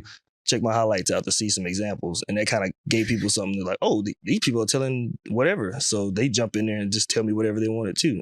I guess it kind of gave people like a sense of security. Like, oh, some people have already told them stuff. So I'll tell them too. Honestly, I don't know what got into people. I don't know why they told me this stuff, but I'm cool with it. Just a random stranger on the internet. But I mean, I feel like I kind of try to give off a friendly, talk to me with cool vibe. I guess. I don't know. Either way, it happened. It just happened, man. Yeah. I'm cool with it. Like I can enjoy like getting to know people and just talking to people, hearing about whatever they got going on with life and stuff. I'm gonna forget it because my memory is terrible, but it's like it's interesting. Like just talking to people and learning whatever crap they got going on in their life. And then they start telling you little crazy dark secrets. You're like, whoa, man, I would have never guessed you hit a body over there, but cool. Full disclosure, I'm just kidding. Nobody's coming. No, there was none of those. There's no murders, I promise. Yeah. Well, I hope not. Don't tell me that, please. What was it like for you to break the first all-time world record? Oh, man, I remember like it was yesterday. It was such a lead up to that, too. Well, what was the lead up? So... I think so. It was the the current U.S. Open 2021, and I started training with John and Andy, Hack, and I would drive down like 4 hours all the way to like San Diego to train at like Ironmongers, not San Diego, I forget what city, it was close to San Diego. Train all the way down to Ironmongers, and I didn't really know how strong my rap squat was. I kind of hadn't really had a chance to tweak it, and I wasn't really practicing on the mono. So when I first had a chance to practice on the mono and I had a good person to rap me like consistently, because I was rapping myself and I self-rap. I'm kind of not in good shape, so I self-rap and I'd be huffing and puffing, and now I try to get up, put my belt on, then wrap my sleeves. And by this time, I'm like, I'm tired. I got to grip the bar. I'm like, this is not working out too well for me. So I thought I was only squat like 750. Well, Andy rapped me one day and we got under that mono and we put like 820 or something on there and it flew. And I was like, okay. And then we did like 840. Like, ooh. And then we hit like 860, which I think the world record at that time was 865 or 864. And I hit it a little high actually, which is fine, but it's like it was only like my third or fourth time like hitting these numbers or hitting raps with somebody rapping me in a mono. So it's like I'm still practicing. And so we actually get up to the meet and we actually talked about it. I'm like, I want to hit 881. I want 400 keys. And Andy's like, I think you got it. I'm like, okay, we'll see what we got. So my plan was to open with, I think open with like 820 or 821. I can't really remember. The opener, whatever, it flew. We got it on the board, don't care. But then I went up there for 866 to just chip it. And I think the lights went out on that attempt, actually. Yeah, I think the lights went out on 866. And it was crazy because people were making jokes like, man, you shut the power down in there, man. Yeah. I was like, but it was crazy to hit that one. But I wasn't done yet. Like that one, it was a good moment. Like it's my first all-time world record. But it was like once I hit that 800, that 400 keys, that to me was like, I hate to overshadow your first all-time world record. I mean, do you even count that one? I don't know if you do, if you hit one after that. Yeah. I mean, that might be open to opinion, because I think if that's the case, I might only be a 3-time all-time world record holder, which is whatever, fine. 3 or 4, y'all make the distinction. I don't care, but like that 400 keys was insane. Like I had Joe, Brianni Terry there, and Hunter Henderson, and my wife there, and we basically had a party on the platform like immediately after that. It was just insane. And then I came back and hit that 400 keys for 881. And I was like, I'm on fire now. Like I don't care what happens at the end of the meet. I'm hyped. And then I just kept going. We hit like 512 or 518 on bench. And I'm like, I'm about to get the total next. And then did you dial the bench back at all? For instance, your opener, did you pull that back to make sure you keep the squat? So I've realized now that and I think I learned this after like one of my first meets in raps, like having all that weight on my shoulders it kills my bench a little bit. So I did have to dial bench back because I think I hit like 530 or 535 in training. And I was like, that's not going to happen on meet day. But if I can hit 530, I can probably be good for 518, 520 or something like that. So that's been my plan going forward too. I always dial the bench back just because I know it's not gonna be what I had hit in training, which is fine. I just use that as a projection. So yeah, I think I might have hit 518. I can't even remember, but I did pull it back because, like I said, hit 530, 535 in training. I'm like, that's not gonna happen. I'm dying right now. And I think I got gas. I think I only got my second, if I recall right, but which is all good. Right after that, we went into deadlifts and I got my opener. I think I already broke the record. I want to say, because I think the all-time world record for the total was like, I want to say at the time it was like 2060, 2065. And by the time I hit my last deadlift, I knocked it up to 2199. That was my second deadlift. If I'd hit my third, I would have got 1,000 keys. So I still haven't hit 1,000 kilos, but it'll fall eventually. I think that's the only bittersweet moment of the meet was like, got 2199 instead of 2204. Oh yeah, well, isn't that how it works though? Right. There's always that more. Yep. I think, matter of fact, the first time, right before I hit my first 2K total, the highest one before that was 1995. And I think Micah coached me to that one too. Like he called my numbers for my last deadlift and I was like, man, you should have gave me that 5 pounds, dog. Yeah. So I give him shit for it all the time. It's funny though. But it's like eventually I came back and got my first 2K total in sleeves. It was all good. But it's a funny little like, it's like a core memory, like knowing like, oh man, I was right there. Yeah. But it kind of gives you like that. It makes you hungry, you know, to go back and go crush that barrier. Cause like 2K is such a number that everybody wants to hit. And it's kind of like a 400 kilo deadlift or a 400 kilo squat. It's like that barrier is like, you're going to always remember that. And it's like 2K, 2204, 1,000 kilos. And it's just like, I think once I hit those, I'm going to be hyped, man. But well, you end up at this other level too, right? So you hit that and then, you know, a day later when reality comes back, right? What's next? Like what's next? Yeah. And then you realize a big part of that process is you got to get back to where you were because you can't maintain that. Well, yeah, unlike people think. Yeah. You know, you don't maintain all that. So you go through the off season and then it's like, fuck, I need to get back to where rebuild all the way back in. Yeah. Yeah. Like I tell people think that it's like success. People think, you know, you got to go all the way up and just keep, and it's just a straight hill. It's like, no, man, success, just like strength training, is not linear as people think. It's up, it's down, it's up, it's down. And hopefully the trend goes up, but you're never going to just be up. I don't think anybody in the sport has just been straight up. Not me, not Joe, not John. Like you see all of us, we've hit huge numbers in training or even on the platform. And then like we have to go back and train. Like I've seen John hit 600 on bench and he has to go back and he'll go back through the motions to hit 540, hit 560. And it's like, you have to go back and forth with this weight. And it's grueling once you get to these numbers. It's like you're kicking your own ass just to beat yourself. Yeah. And it's a great process, but it's like people don't realize like you are in here fighting for every pound once you get to these like elite numbers.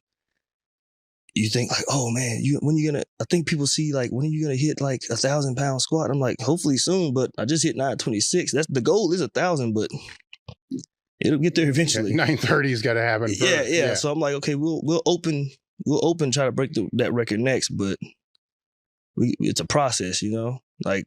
What mental strategies do you use to deal with that throughout the whole year?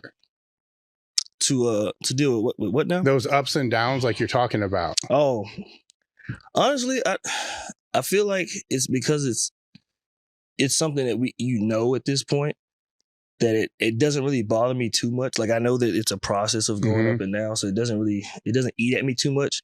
And it's kind of like going back to the training. It's like if I set these realistic ranges for myself and I stay within those ranges, it kind of keeps my brain in check to not feel like, oh, you suck because you can't hit what you hit 6 months ago. It's like, well, I can't squat 800 pounds right now. I probably could, but I can't squat 850 right now. Like I missed it at the cage the other day, but it's like, I know I can. so it doesn't bother me. I've already hit it before, but it's like, you just gotta, it's practice, it's technique. You gotta go back and redo these things and kind of refine it all over again. You take that time off to rebuild your body, get those smaller muscles, get some muscle growth, and you have to take some time off. You can't just go in here ball to the wall 100% all the time. You'll break. Yeah. Well, how do you explain that to the clients that you have? Man, so I remember one time I had a client who had I think he had a shoulder injury or something, and his bench went from like 440 to like in the threes. And it was kind of like that process. Like we gotta go up and down. And it took us a while to get back, but we finally got a PR. And it took us I think it took us 3 years. But he got it though. It's like it's not just an injury, but like just even if you hit a good peak and then you go to off season, like you have to kind of tell them like you got to be realistic. You can't just go up, up, up, up. Now you just have to tell them that. And if they don't follow, it's like, man, it doesn't work like that. You can believe it if you want, but you're gonna come to a harsh realization on your own if that's how you want to play this game. But it's not just up, up, up. It's not just easy, easy, easy. If that was the case, we'd all be hitting PRs all day. Yeah. And what are some of the mistakes that you see the younger lifters making today? Probably pushing through injuries. Just like, if you know something's hurting, they're just like, well, I'm gonna do it anyway. Like, yeah, you're young, man, but you're not always gonna be young. That little injury can turn into a big one later down the road if you like. Why? And I tell them, I think the biggest thing I tell young lifters is like I said earlier, it's a marathon, not a sprint. You got to take. Well, how will they know the difference between what's just accumulated fatigue? I mean, because the sport hurts. You know what I'm saying? So, like, injury can mean one thing to you, but it could something completely to somebody else. Yeah, I think it's kind of like, how much do you push through? Like, am I being a pussy today, or like, am I really hurt? It's kind of like we used to like in wrestling too. We used to say, my coach would ask me, "Are you injured or are you just hurt?" You have to know that distinction. And some people who were athletes before, they kind of understand that. Like, I'm just a little hurt today. I'm not injured. And sometimes that's a lesson you got to learn the hard way. But you can't really make that distinction for people because they know where their pain is. You know, like I can say I'm injured right now, but I'm really just hurt. But would you know that? You know? Yeah. And it's kind of like you have to like, hey, be real with me, but be real with yourself. You're not doing me any favors by lying. You're not doing yourself any favors by lying to me by saying, oh, I'm just a little hurt. All right, you go in the gym and train then. And then they snap city or something. You know, like, what was the point? Now you're set back even more because you can't train. Yeah. Versus you could have just pulled back a little bit and kept making slower, steady progress. Now you can't make any. And that's the harsh reality that people learn the hard way sometimes. And that's never a fun lesson. What are other issues that you see with your clients? Not really issues, but roadblocks. Probably that's probably the biggest one. Like just the mental thing. Because with clients, you're like their coach, and sometimes you're their therapist. And you have to. It's almost like you're teaching life lessons to like kids sometimes. Like, you know, I can relate it. I can relate coaching to the same way I can relate leading my younger troops at work. Like, I've been through what you've been through already, and you kind of just have to take your time with this. Or like, say, yeah, this is hard. It's gonna suck, but you got to do it. It's like PT. Yeah, it's gonna suck, but you got to do it. It's part of the job. Yeah, you got hurt, but we can get through it. It's part of the process.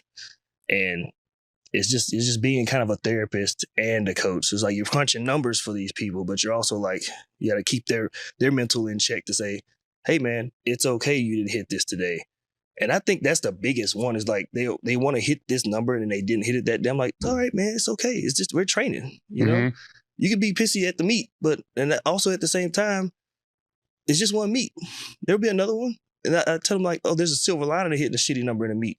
It'll make your PR the next one look better.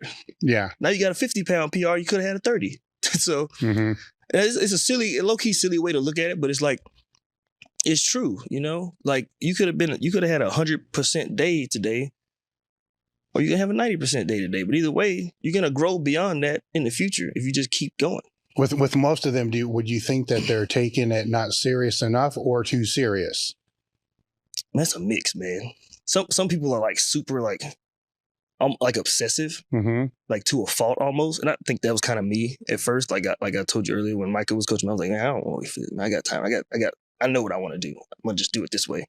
I was obsessive. I slept it. I ate it. I was always on. I was like, what can I do to train and make this go better? Probably didn't work half the time, but I was obsessive about it. And it's the same thing. Like some people are like obsessive with it, and some people are just like, well, I couldn't make it to train today. My friends are having a lunch thing, and I'm like, all right. Honestly, sometimes, and that's okay, because some people, like, it is a hobby. You know, for most people, it is just a hobby. I don't feel like you can take every single person and be like, I'm gonna put you in this box and say you have to eat it, sleep it, live it, drink it. Like, no, some people have lives outside of lifting. They're never gonna be John Hack. They're never gonna be Chad Penson. They're never gonna be Brianna Terry or Hunter Henderson. And that's okay. They can eat, they can hydrate, they can get the best sleep, they can have the best nutrition, they can have the best training block, the most science-based, evidence-based training ever. But guess what? They won't be that person. So if they don't want to obsess over it, that's okay. Some people just get lucky and they don't obsess over it. They end up having genetics like John or like Brianna, you know. Well, it seems to me the ones that if they got it. Yeah, all the ones that are at the top at one point did obsess over it, but didn't get to the top. But then after they quit obsessing over it in that way, they went to a whole nother level. That's not saying you don't take it serious, right? But you come to the reality of how things work. Yeah, you don't have to be so nuanced all the time, because like you said, like you're not stressed, because it'll stress you out trying to make sure you hit every little variable all the time. You got to live life a little bit. You got to enjoy the process too. Well, I think it stresses them out because they're always wondering if they could be doing something better than what they're currently doing. And it's like, maybe. But you won't know. You'll literally never know. It's like, you know, like, will I be better if I do this?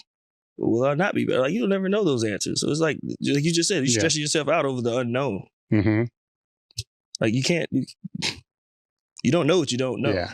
I got to take a pee real quick. Hey guys, real quick, we realized that something ridiculous, like 80% of the people that watch the podcast don't subscribe. So subscribe to the channel and make sure to check out the description for more details on the guest, links to their pages, and give us a few days, but the show notes will be there. Or not the show notes, the timestamps. Hey, we're just rolling with this thing right now.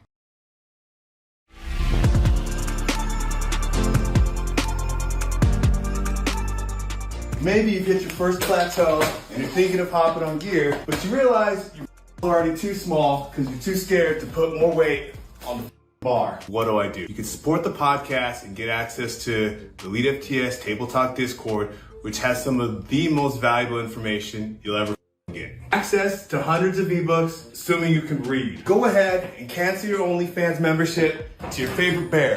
Because on this Discord, we have a lot of bears. There's also a great form check section, where no matter what kind of lift you're doing, post a video, tons of people give you great feedback, or maybe you're doing your own programming like down here. Well, there's a great section on the elitefts Discord where you can upload your programming, people can look at it, give you feedback, and telling you that maxing out 5 days a week makes about as much sense as not wiping after a massive Taco Bell dump. You gotta wipe.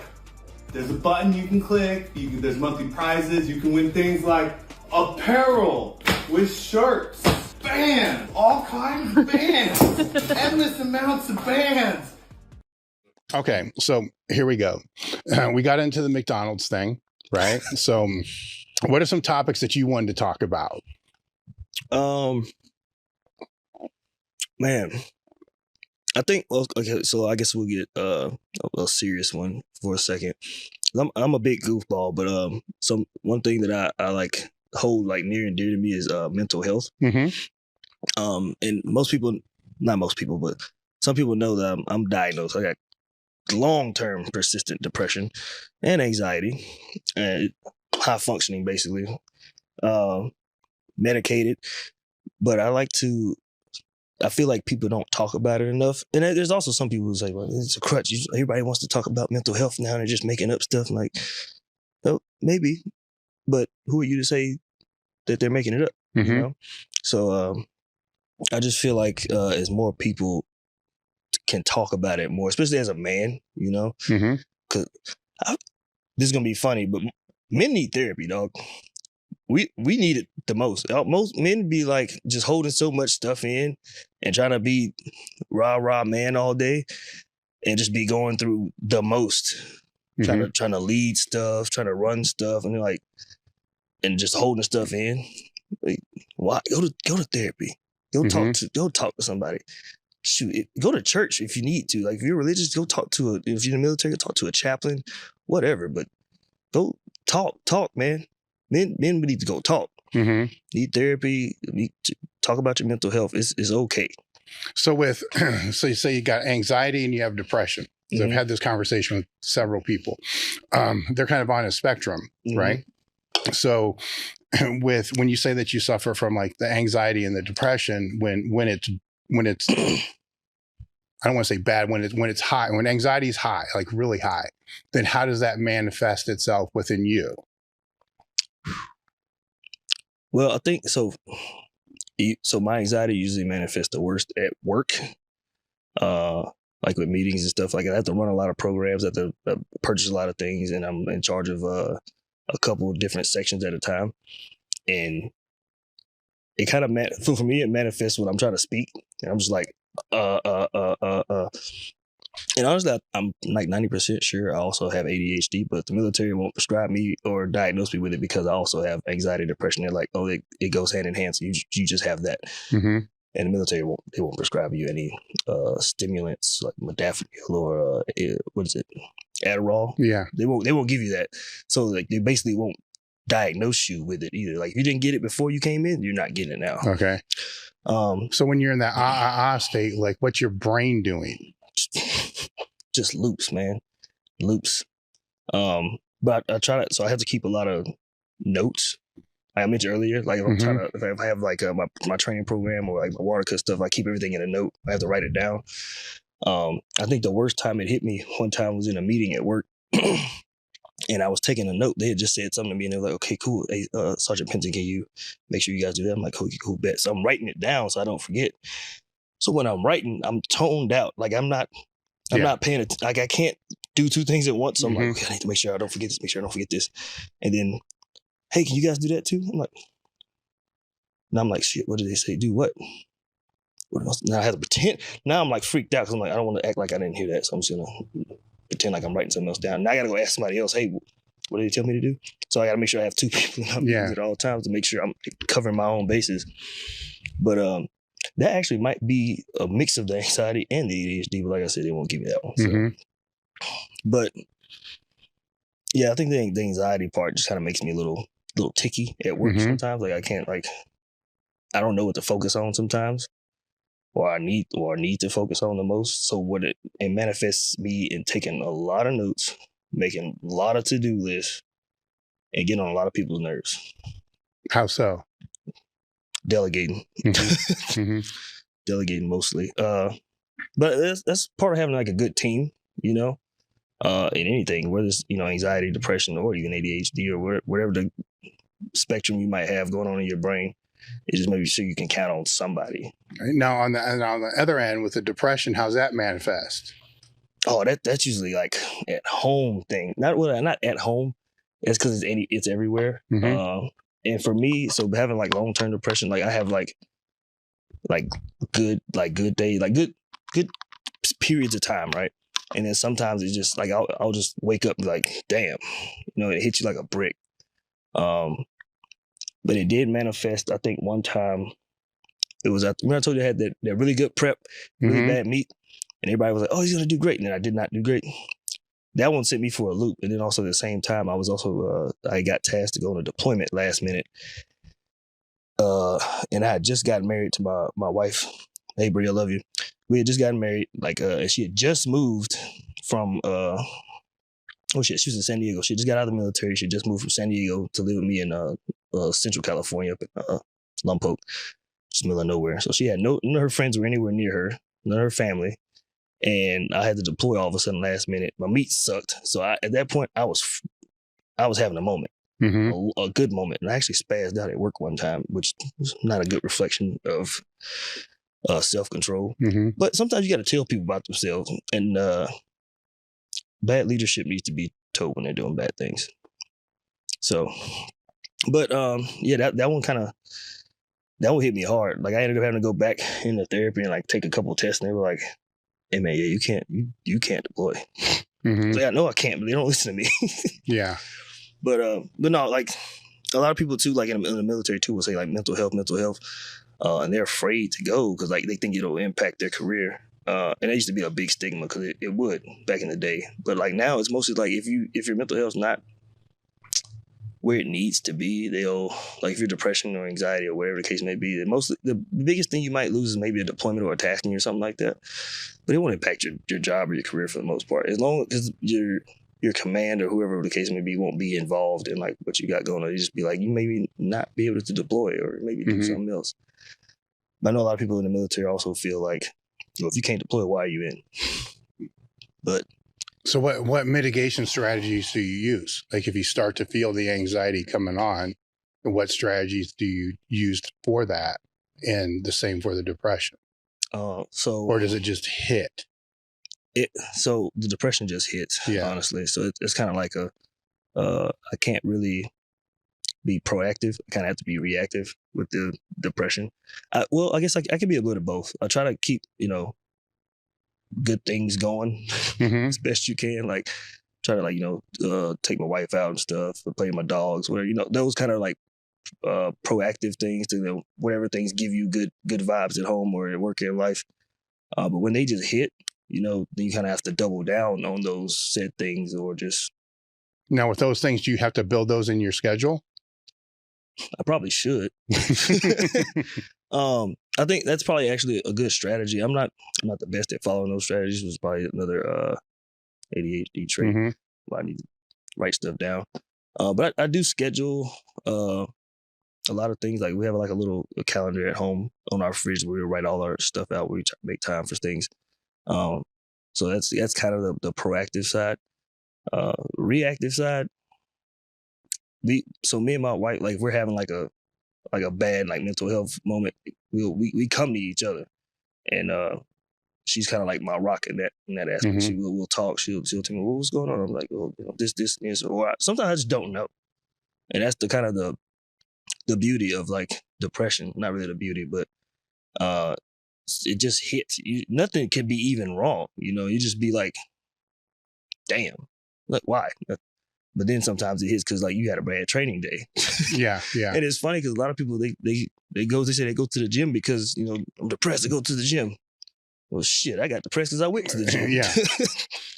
But no, it's just you gotta keep all those things in check best you can. But it's one of those things you can't really be. You want to be proactive, but you're kind of helpless sometimes, which sucks. This is why I say like you gotta talk about it. Like people just. When you have those things going on, like don't just hold it in, and then you're not even being reactive. You're just wallowing in it, So the best thing you can do at that point, like talk to somebody. You might just need to be on medication to kind of level out some hormones or something. You know what I'm saying? Or what is your dopamine and your serotonin? Like you just might need that stuff mellowed out, leveled out. Or you might just need to talk through some trauma or something. You really never know until you go talk to somebody and try to figure those things out. How's therapy helped you, and when did you start to implement it? Or a better question would be, why did you start to implement it? So I started going to therapy about 4 years ago. I had a rough patch with a significant other, and ended up with like a little bit of essentially PTSD. It's some like psychological trauma type deal, and a little bit of physical, but it is what it is. And so I was just not in a good spot, and I was like,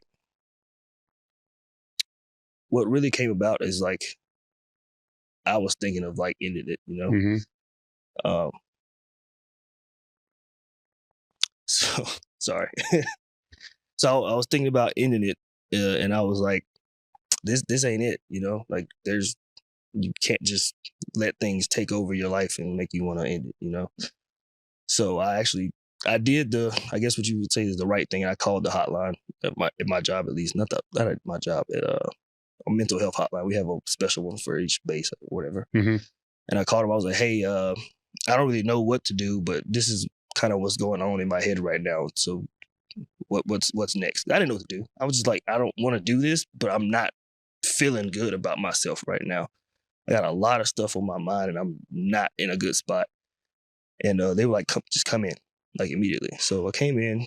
We like made like a little action plan. Like if you're feeling like this again, you know, you're gonna write these things down or whatever. It's like a little sheet they give you to kind of like basically walk yourself off the edge, essentially. Mm-hmm. And then I started going to therapy. I did like an intake. They walk you through like what's going on. You have to like spill all your beans. Or they kind of like give you like not really a diagnosis, but kind of like well, this seems to be like what may be going on. And then you'll go talk to like your actual therapist. And they'll actually give you more of a like, they dive deeper into those issues because your intake, at least for the military, I don't know how it is for everybody else, but your intake's like maybe 30, 40 minutes. And they kind of just get the quick highlight reel. Mm-hmm. And then your therapy session will be an hour weekly or every other week or something like that. And they'll dive deeper into those issues and try to give you like coping mechanisms or whatever the case may be. Or just give you an outlet for like trauma and stuff like that. So for me, that's how I ended up getting the initial diagnosis with the long-term depression. They're like, how long you been like that? I'm like, I thought this was normal, you know? Mm-hmm. Most of this was just a standard. And I just had a breaking point. I didn't realize that I had been so close to that breaking point for years. Like, and then when I started going to therapy, they told me like, we talked about all these things about my childhood and stuff like that. We go from, they say, talk about your childhood. Oh. You might have, you know, like maybe some abandonment issues, or you might have like some PTSD from this type of abuse or something like that, or trauma from XYZ. They go through all that stuff. You're like, damn, I'm kind of fucked up. I didn't realize all this was leading up to this, you know. And so, it's like, well, how are you comfortable enough to tell them all that stuff? You just kind of realize you have a problem, man. Mm-hmm. It's like if I don't talk to somebody right now, I won't be talking at all. Yeah. Type of deal. So, and it was hard. Like, cause like I said earlier, like as a man, you feel like, you know, you gotta be strong mm-hmm. more ways than physical. Like, I'm just hold this shit in, I'll be fine. Nah, nah, man. Like, shit, even just talking about it now, like I'm low key emotional. I'm like, cause I never really talked about it on a podcast either. And, but when you get that close to like wanting to look up ways to take yourself out, like painless, it's like you need some help, like ASAP. Mm-hmm. And nobody should push you to those edges.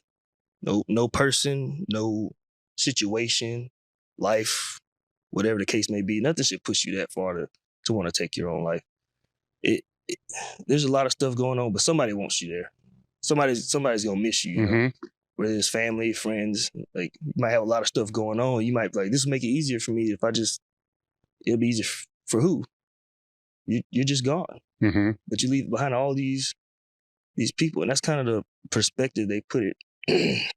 Sorry. They put it in for me. It was like, what about them? Oh, well, all right, good point. You know, I'm gonna leave them behind, I guess. They're all right with me, you know. They talked me off the edge, and they made me realize I had a lot of other stuff that I needed to work through that I didn't realize. And even if you're not like, if you don't realize you have stuff going on, even if you're don't think you're depressed, it's a good practice for people to just go talk to somebody, you know, because you don't know what you don't know. Yeah. Yeah. So it is what it is, and it's not what it's not. Do you get to the point to where you realize they can't make you feel the way that you feel, that you're letting them make you the way you basically, you're determining how they're making you feel by how you react to what's being said? Yeah, kind of like that. Or like just being like gaslit. Yes. You know, somebody telling you, well, you're doing this, so you're making me feel this way because you're this way. I'm like, oh shit, I'm sorry. I'm terrible. No, you're not. Mm-hmm. No, you're not. Don't let nobody else dictate how the fuck you feel about you. Fuck them. Yeah. You know, you deserve to be where the fuck you are and better. You don't deserve to be worse off just because somebody feels however they feel about you. So how long did it take you to get to that point? It took me probably a few months of therapy and working through it with the therapist, just talking through a lot of like past childhood stuff, like going through like the historical stuff and kind of coming to some realizations. And then like, oh, I probably could have just realized these things a little sooner with this person if I'd have just processed all this other stuff. Yeah. And also my now wife helped me out a lot too. We ended up actually in a relationship where I was like healing through all this stuff. And she was a big help. It was why she got a ring. So, you know. Well, on a lower level, that kind of plays into how people would handle criticism online, right? You know, so if a troll says something bad about your squat, right?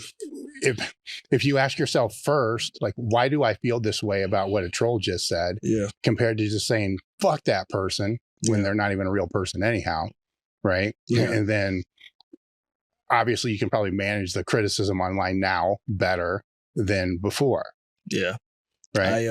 And I put that out there because that's what a lot of people have to deal with. Yeah. And people, like, I would much rather be rich than famous. And it makes me think of, like, I say that because, like, I'm not anywhere near some of these people with, like, the social media followers and stuff like that. But, yo, people on the internet are fucking mean, man. Oh, yeah. Like, for no reason. And for me, I can't make sense of why you would just go out of your way to just shit on somebody you don't know. Like, they're just trying to live their life, man. Why would you be like that? But so yeah, after my after the Kern that I won, I was going against John, but like John's got some crazy fans, and they were just shitting on me. Like, well, hey, John won. Why would he was in sleeves and you beat him in wraps? I'm like, well, he's just that damn strong. Yeah, yeah. That's strong, dude. Like, I'm not sorry. What do you want from me? That always intrigues me when you guys get along, right? Yeah. But the fans are like after each other. It's like, why? I have no idea. Like me and John, we train together, we hang out together. John's cool. But people on the internet like trying to like insert themselves into other people's lives, and like there's not even just in that exact scenario, but just in general, people try to insert themselves in your life, like there's someone to you, and then have an opinion on what you're going through. Why? And then, but even on the other side of that, just don't even let it bother you. But I went through that post Kern. It didn't bother me as much because I was like, I'm laughing to the bank. I got 20 grand. so oh well. Yeah. But then after the things, the USPA Pro, I had that terrible meet. That one kind of sucked a little bit because people were being, a little mean. And I didn't process it that well at the time. But I also had a lot of other stuff going on with like, potentially having to leave my wife behind and stuff. And I just got orders to move to Florida. So I was looking for a house at the same time. I forgot about that. So we were trying to buy a house. We were trying to move. And then they were like, oh, wait, no, stop. You're actually going to deploy. I'm like, whoa, you mean to leave my wife? I just try to go buy a house. Like, no, I can't. That's way too much change too fast and too much stuff y'all trying to put on me at the moment.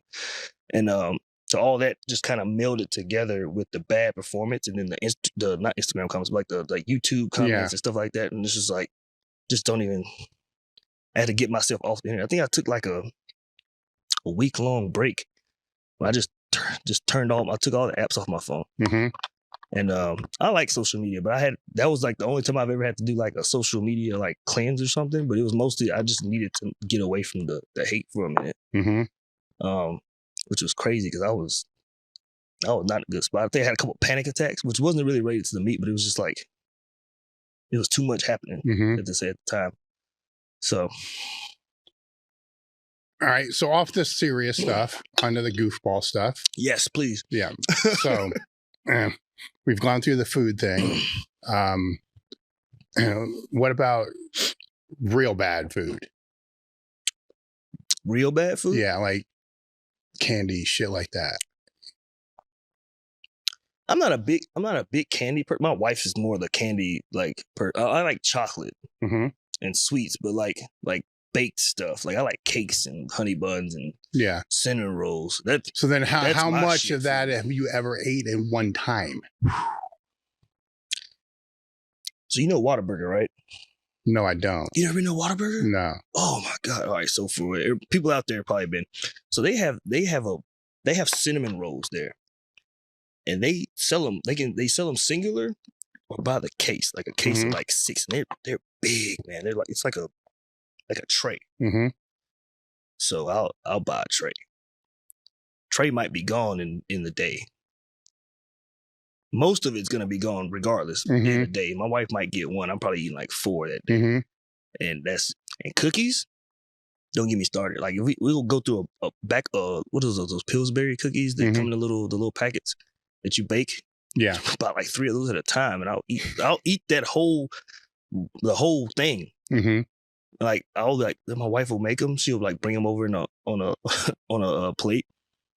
And I'll be eating them. I'm just like looking at her like, you better get some because these are about to be gone. I'm trying to eat slow so I have some self-control so you can get some. But she's like, no, you go ahead. I'm like, bet, So cookies and baked stuff like those cinnamon rolls, I'll end them. I can probably shovel down like 4 or 5 cinnamon rolls in one sitting. What about one of the funniest training stories or training sessions that you've ever had? Let's see. The funniest. Oh, I don't know. Actually, that's gonna sound really boring. All right. Well, let me reframe it then. Is there anything that you've done training wise to where you would think back and say, I can't believe I did that? From a screwed up part, not like when you squatted with the wraps in the mono the first time, not like that. Yeah. But just something that when it was over with, like, what the hell was I thinking? Probably running small off just in general. That was the dumbest thing I probably could have done. Like How do you come to that conclusion? Just because nobody's really equipped to handle that kind of volume on a 4 times a week basis. My knees were screaming. And you know what the dumbest part of that whole thing was? I ran it more than once. That's why I'm like looking back like, dude, you're an idiot. Like I'd ruined my knees for like weeks at a time. Like I would go to sleep with my knees aching. And I thought this was a good idea. Yeah. It wasn't. But I was stuck in Africa. I think the last time I ran it was like 2015. And I was trying to come back from my injury. And I was like, I can train again. This is great. And I ran it again. I'm sitting in the middle of the blistering heat in Africa in my little container living unit that I was in. It was basically just a shipping container, right? With a little AC unit that they cut in half. They cut the unit in half and then split that half into like another half. So you're sharing it with somebody. So we're shoved in here. And I'm just laying in my little cot. Just laying there, man. Knees just aching. So where were you training at that time? We had this little they actually had a little gym like set up. I think they built a new one now, but this is back in the day. They had like a little outdoor setting. And we train out there, and sometimes they train. So sometimes we train outside. Sometimes you train in that little the actual gym they had. But it depends on if all the spots were taken. But now I'm thinking, I got one. I had to think back. So there's one time I was training at that same gym in Africa, and I'm benching. I think I was benching like 315, and it's not really funny, but when I look back on it, it's funny. It was really humid in there that day. So I at least probably chalk my hands up. Because in the middle of Africa, it's 100 degrees, 100% humidity. Actually, it's probably like 110 degrees, 100% humidity. It's hot. We're in an enclosed little space. A bunch of people are in here sweating even more. So it's probably 120 degrees in there. And I'm benching, I'm trying to warm up. I'm like benching like 315. And I push it off the chest and it just falls right out of my hands. I'm like, and it bounces off my chest like it, and I lands in my hand. I don't know how the hell that happened. Luck, I guess, because I probably could have decapitated myself. Like a plyometric. Yeah, it was just. I was like, oh, and I was shocked because I'm like, I'm not dead. 315 on this just fucking pancaked on me. And then some people ran over and like tried to help him. Like, you got it too late now. It's already back in my hands. But and he was like, you good? I'm like, yeah, I'm done. I'm going home, man. I went home, took my shirt off, had a big line. Big red line across my whole chest. I was like, yeah, I'm gonna probably take a week off, bitch. I don't really want to show my face in here again. That was embarrassing. Like the whole gym just stopped and was like, Is he good? I'm like, no. I grabbed my bag and just dipped. I didn't take pressed it back up though, right? After the back. I did, but it was like they already came to help me and were like, oh, we got you. I'm like, fuck y'all already, I'm good now. I can press it. It smushed me for like a half a second, but y'all are too late. Y'all could have saved me earlier. But yeah, that was probably the most embarrassing thing that's happened in training. Most embarrassing thing happened in a meet. It's probably I dumped a squat twice, not intentionally, at Dan Green's Boss of Bosses in wraps. It's a reverse mono. I was not it's opposite. Yeah, I was not prepared for that. I fell backwards immediately. And I did it twice. So I was on my third attempt and I was finally gonna get that squat. Then I was squat at 750 and I was pissed. It was the first time my family came to watch me. My stepmom had flew all the way from Tennessee, rented a car and everything. I had a bunch of friends out there and stuff. And she is freaking out. She's thinking I'm about to die. I just dumped this squat twice. First time I dropped the whole bar, it just fell off my back. And the second time, I fell forward. And I went back in the back and threw my belt. And I told Dan at the end of the meet, I'm like, hey man, I'm so sorry I didn't do that. And I swear I didn't do that on purpose. Just thinking I wasn't going to get invited back again. But yeah, actually, he invited me back again for the last one they had. I think Boss of Bosses 6. Yeah, that was a weird one because that mono, because I remember I had to make a video to show people that you normally, if you're setting under the bar, you pull the bar back. Yeah. Right. Because it wants to swing forward just a little bit. I mean, shittier models swing forward more. Yeah. This one, you got to push forward. Yeah, push it forward. Yeah. And it screws everybody up. Yeah. That was my first time when I'm like, I was not prepared for this. Yeah. That didn't last very long. It was big overseas. Yeah, it looks good. Yeah, it looks good. It looks good. It's just nobody had one near me to train. Like me just training on the mono was hard to find at the time because the military bases usually aren't in a decent area for training, but especially like with good gyms. Well, there's other weird things too, to where you don't think that you're actually using the frame of the mono to set your feet, but you kind of are. Yeah. And when you take that away, you realize all these things aren't there. Because I'm using I'll use like the little band pegs. Yeah. That's kind of like my guide for where my toes are. And I'm like, okay, cool. This is where my feet need to be. I didn't have that. And I think that's why the bar went backwards in front of my back. Feet were way too far forward. As soon as the arm swung out, I was going down. Well, the bar went down. I was so far forward, man. But yeah, that was pretty embarrassing for a meet. But I didn't bomb out, so that was a highlight. If you weren't powerlifting, what hobby would you take up that you'd want to go all in with? Relatively all in with? I would probably do my best to just get back into wrestling. I'd probably do like everybody else and probably just jump into BJJ or something. every powerlifter retires. Every strength athlete across goes the board. BJJ, yeah. But I probably would either try that, like, because it looks fun, but as a wrestler, I'm like, I'm apprehensive to it because wrestlers and BJJ do not mix because they work off their back. We do not, and I don't like that. I went to a BJJ training thing one time to like help them with their takedowns because they don't really work on their feet that well. So I'm in there doing takedowns, showing them some of my moves and stuff. And then they were like, you want to stick around and roll on the ground? I'm like, sure, why not? And his white belt choked me out in like 6 seconds. I was so pissed off. I was like, I'm not coming back here again. I never went back. I thought they were going to, I was thinking about going though. Like if they could like, hey, I'll help you guys with takedowns if, you guys let me come train for free. They were like, no. I was like, I'm not getting my ass kicked and paying for it. So no, never went back. What's the favorite show you've ever binge watched? Ooh, man, that's hard, man. Give me a few. I'm probably gonna get shit for this. I like Vampire Diaries. That was a good one. It's so cringy because it's like romantic or whatever, but it's like, I don't know. That one's really one of my. I binged with my wife. Now, but I'm also really big into anime. So One Piece is my go-to. Like I got posters and like little figurines at home. Like I'm a huge fanboy for One Piece. So yeah, that's probably my number one. Whether anime or no show at all, I read the manga. I read the manga. I watch the anime. I rewatched it with my wife. It's 1,000 episodes. It's like 1,100 now. I've watched them all twice. Oh man! And the movies. It's almost embarrassing to say, but I'm a proud One Piece fan. So I don't care. What's the last thing that you binge watched? What is Avatar, The Last Airbender on Netflix? They just did the live action. Me and my wife, we binged all 8 episodes in like a day. we binge hard, man. We watch so much TV. It's bad. It's bad. Like we're not a good mix as far as like being productive. Because I feel like when you have a partner and you enable each other's bad habits, it's terrible. Yeah. It's so bad because like she's like, oh, I'm gonna get up and go walk on the treadmill and get a little cardio in, and I'll turn something on the TV, and she's like, well, this looks good. And then an hour later, she's still on the couch with me. So the cardio never happened. Oh, we'll need to cook. Yes, chicken and rice. I don't feel like cooking no chicken and rice. I'm binge watching this show. Uber Eats, bet.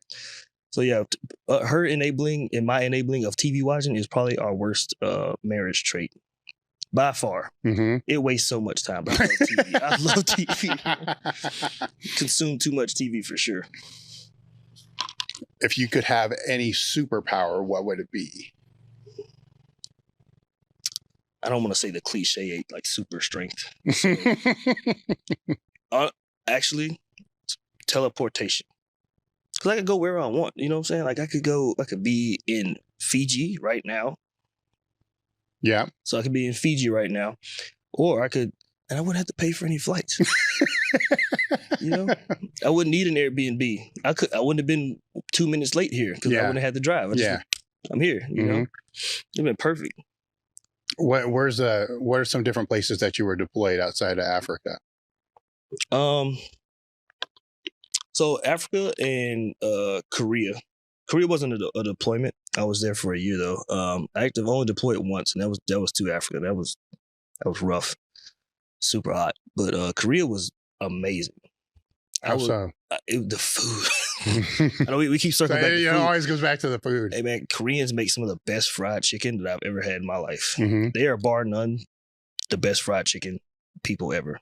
Now you're from the South, right? Yep. So it's better than that. Yep. I'll down that hill. I'll down it right now. Yeah. Born in Louisiana, raised half in Mississippi and in Memphis, Tennessee. I will down the hill that Koreans make the best fried chicken. Period. How did you end up in California? So leaving Korea, I was putting in for bases, and it was actually Florida. It was Herbert Field, Florida, or Vandenberg Air Force Base in California. And Vandenberg was my number 2 pick.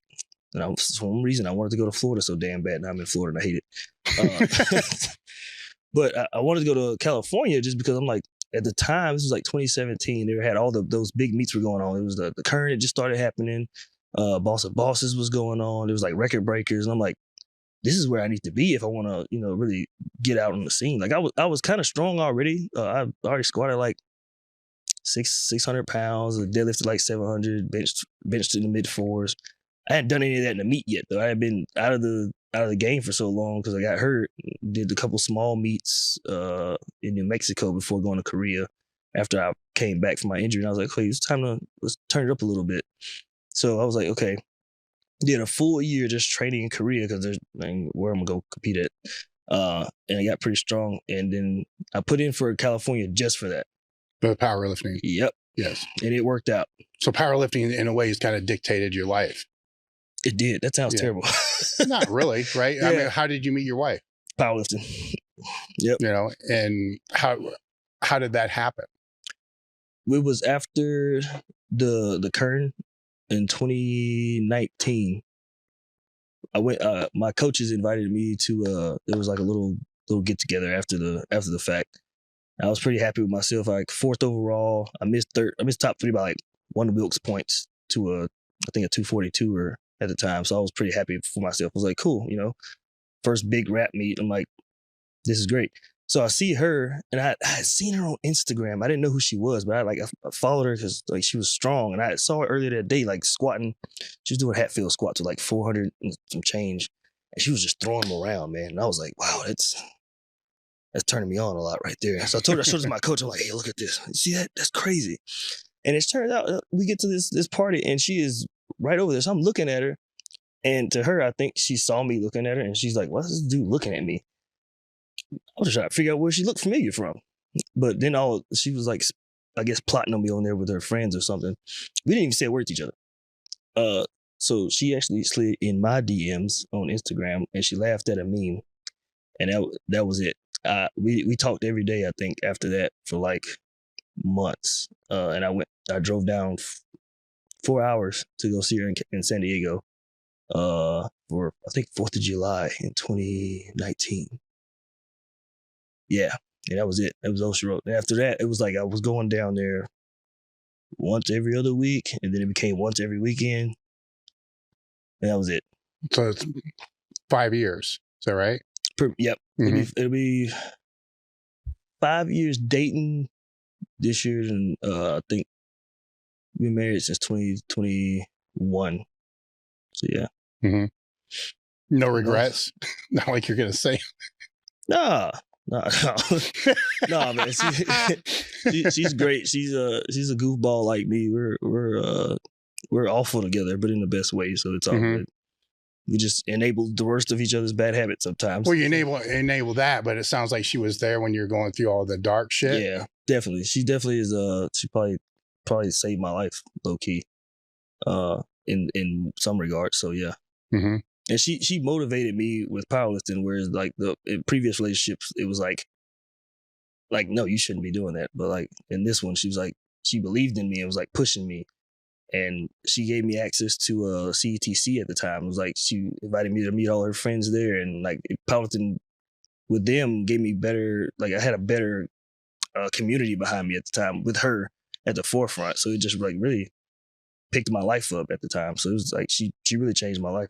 How important would you say that community around you is for your powerlifting? Even today, still it's extremely important. Like her best friend became one of my best friends, and then we met even more best friends through powerlifting. Like Joe is like a brother to me. Joe Sullivan's like a younger brother to me. You know, he looks older than me. And then there's his girlfriend Brianni. She's like a little sister that gets on my nerves. And then there's Hunter Henderson. I love her to death too. She's like another sister to me. And those guys are just like backbones. But like then there's also Janessa that changed out of I think STS strength. Now we met her at CTC. So Janessa Labate, I think she had a world record deadlift. So she's super strong, but low key on like social media, very slept on lifter. But she is one of the hardest working and jacked individuals I've ever met. I don't know why she works so hard. She's obsessive. She's one of those ones. I'm like, damn, girl, why you doing all this Stairmaster shit? But like all this cardio, but you're still strong. I'd be dead as hell. But yeah, those guys have been like extreme pillars in our lives for the last few years. I would say, and I hope I'm not meaning to take anybody out of that list, but like as powerlifting goes, these guys have been the kind of the backbones. Mm-hmm. Do people at your work have any idea of how strong you actually are and how good you are in the sport? Yeah, they don't really know about like what powerlifting is. Yeah. I think after when I was in California, they had no idea really until I had my first world record, and then they like heard about it and they were like, they were like, what? And then I came back from the meet and they like had like balloons and a cake, and I was like, what the hell is all this for? Well, to me it was weird because I'm like, I never really talk about it at work. I'm like, because I don't want to be talking about meathead shit, and they don't. Well, it's a way to separate it though, too. Right? Yeah, I'm like, okay, you guys don't really know what this is, and I don't want to explain in depth what it is, and I don't really like. I like talking about powerlifting, but it's like with people I can talk shop with, but it's like I feel like if I talk about it at work, it's almost gonna sound like braggy. Mm-hmm. Like it's like, okay, I'm strong, but like also at the same time, I hate the elitists in powerlifters who are like, oh my God, this guy's so strong. He's got like 1 million followers and all this other shit. And like, bro, at the end of the day, we literally just pick shit up, put it down. we are not special. We're just strong individuals. We got some good genes, man. That was pretty much it. I don't like the guys that are like, oh, they're, you know, they think they're better than people or some shit. I'm like, we're not. We're just lifting weights, dog. Mm-hmm. So I think everybody should kind of keep that level. But yeah, I don't know. It was weird when they first found out about it, but now at my current base where I'm at now, they know and support it wholeheartedly. Yeah, my bosses are great. My commander, when I was flying out here, I saw him leaving the airport while I was heading in. He had just came back, He said, "Where you going?" I was like, "Oh, I'm just going to do some exhibition lifts in Ohio and do a podcast." He was like, "Oh shit, congrats, good job." I'm like, "Thanks." So it went from nobody really knowing to like everybody being all in and supportive, which is really nice coming from like your job, you know. So what was it like being in the cage this year? Man, this weekend has honestly been like probably life changing. Honestly, like even being here is like a bucket list item. Like I think everybody wants to be here. Everybody wants to be at the table talk. Everybody wants to be in the cage eventually, and just to go from being just a regular lifter and then being able to go to Boss of Bosses and meet Dan Green and him inviting me out to that, and then Animal inviting me out to the cage and being able to lift in it, life changing. And the energy was electric. I was so nervous though, because like I said, I got hurt in December. I had a SCM tear or something in my neck that has just been healing. And I tore my quad a little bit again. It was like partial tear. It healed up in about 4 weeks. I was back to squatting in about 4 or 5 weeks once my neck was good to go. But I was so nervous because I was like, I signed up for a 700-pound AMRAP. I wanted to do 8, but I'm like, now I'm like, I backed it down to 7 because I got hurt. But now I'm like, I don't even know if I can do 7 for reps. And I went in there and everything was just flying. It was like, I don't know if it was the energy or what, but the most I had squatted before, I got in there, I think it was 635 on a camera bar for about 5 reps. And it was hard as hell, but it's a camera bar. Yeah. I can't fit in my squat rack at home with a straight bar. Okay. my grip is in the wrong spot. So I train at home with a camera bar. And honestly, it kicks my ass, but I love it. So like the energy in there to squat was insane. So once I got to my 700, I was like, hey, let's throw some reps on and see what I can do. Because we had the whole hour. So I was like, let's build up the crowd a little bit and give them some big lifts. So we hit 700. Then Andy rapped me for 781. He said, what do you want next? I was like, fuck it, let's try 850. You know, I won't go any higher than that if we get it, but that'll be kind of fun. I think the biggest rap squat of the weekend, I think in there was like 920 or something. Mid nines. So I'm like, those some big guys. I'm like, it'd be pretty cool for a 225-pound guy to go in here and throw 850 on there, unpeaked. I missed it. I lost my balance. I hadn't squatted in reps in forever, but I lost my balance in the whole. But I didn't tear anything, so that was good. Had you maintained your balance, you think the strength would have been there? Oh yeah. My legs were fine. I was just like, damn, it feels good. The pick was great, and then I just was like, oh shit, it was falling backwards. So I definitely think I would have got it. No, like almost no problem. It would have been a little bit of a grind because like I'm not peaked or nothing, but I think 850 on any day is pretty much there. And then we went back down to 700 and hit it for 4 reps. And I think I could have got more, but my lungs are not. I was winded, man. It's like my throat was about to close up after that. But super hype. What will be your next meet? I don't know. I don't have anything picked out. I was focused on the cage and just really getting healed up. If anything, I might do the American Pro 3. Might gun for that 1,000-pound squat eventually. But yeah, I don't know. It's still up in the air. I kind of want to just focus on getting my health together and stuff.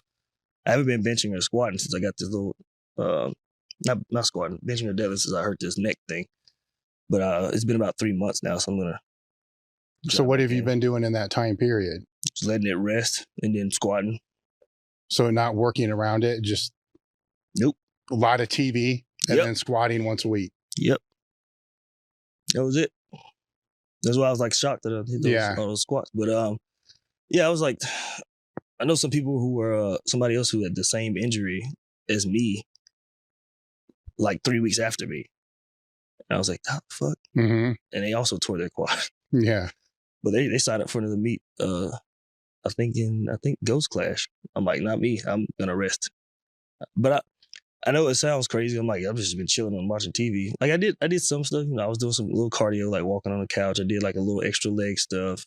I was doing some accessories at home. I got a few machines in my house, and I was kind of training around the quad injury and I was doing a little like upper body stuff, but I wasn't benching. It wasn't deadlifting. It wasn't doing anything super hardcore.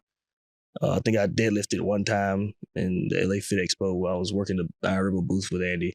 And it was like 385.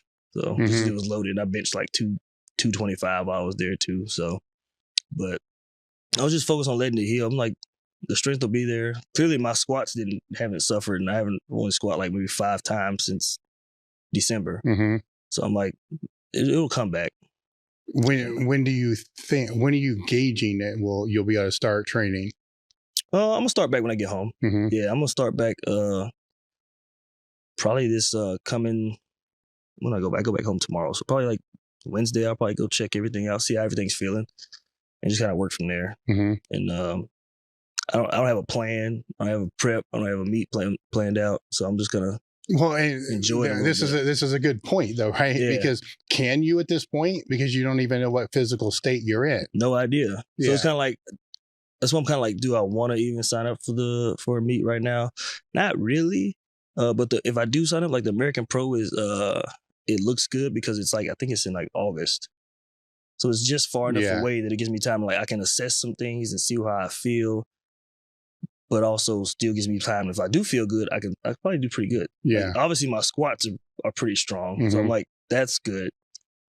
That's my bread and butter. Then we just got to get my bench and deadlift back to where they are. And they're not that impressive anyway, so it shouldn't be too hard. Any other topics that you wanted to talk about I didn't bring up? No, I think we hit the big ones. Mental health, we had some funny stuff. That was all good. Yeah. Any final thoughts that you have? No. I think we covered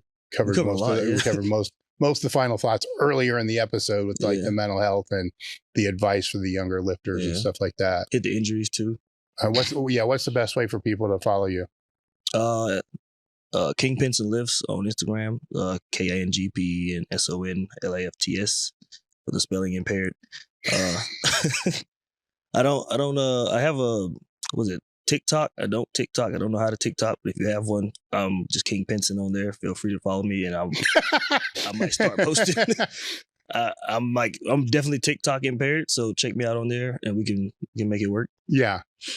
So if you get enough followers, you'll post. It's like, why? I don't want to put the work in. It's like 5 likes. I'm like, this is not good engagement for me, so I don't want to waste my time. I can't sell any merch. I don't know. So Instagram is the best way. Instagram is the best way. I'm in there. I'm engaged. I interact. So yeah. All right. So we'll have a link in the description. I want to thank you for coming out. This has been great. Yeah.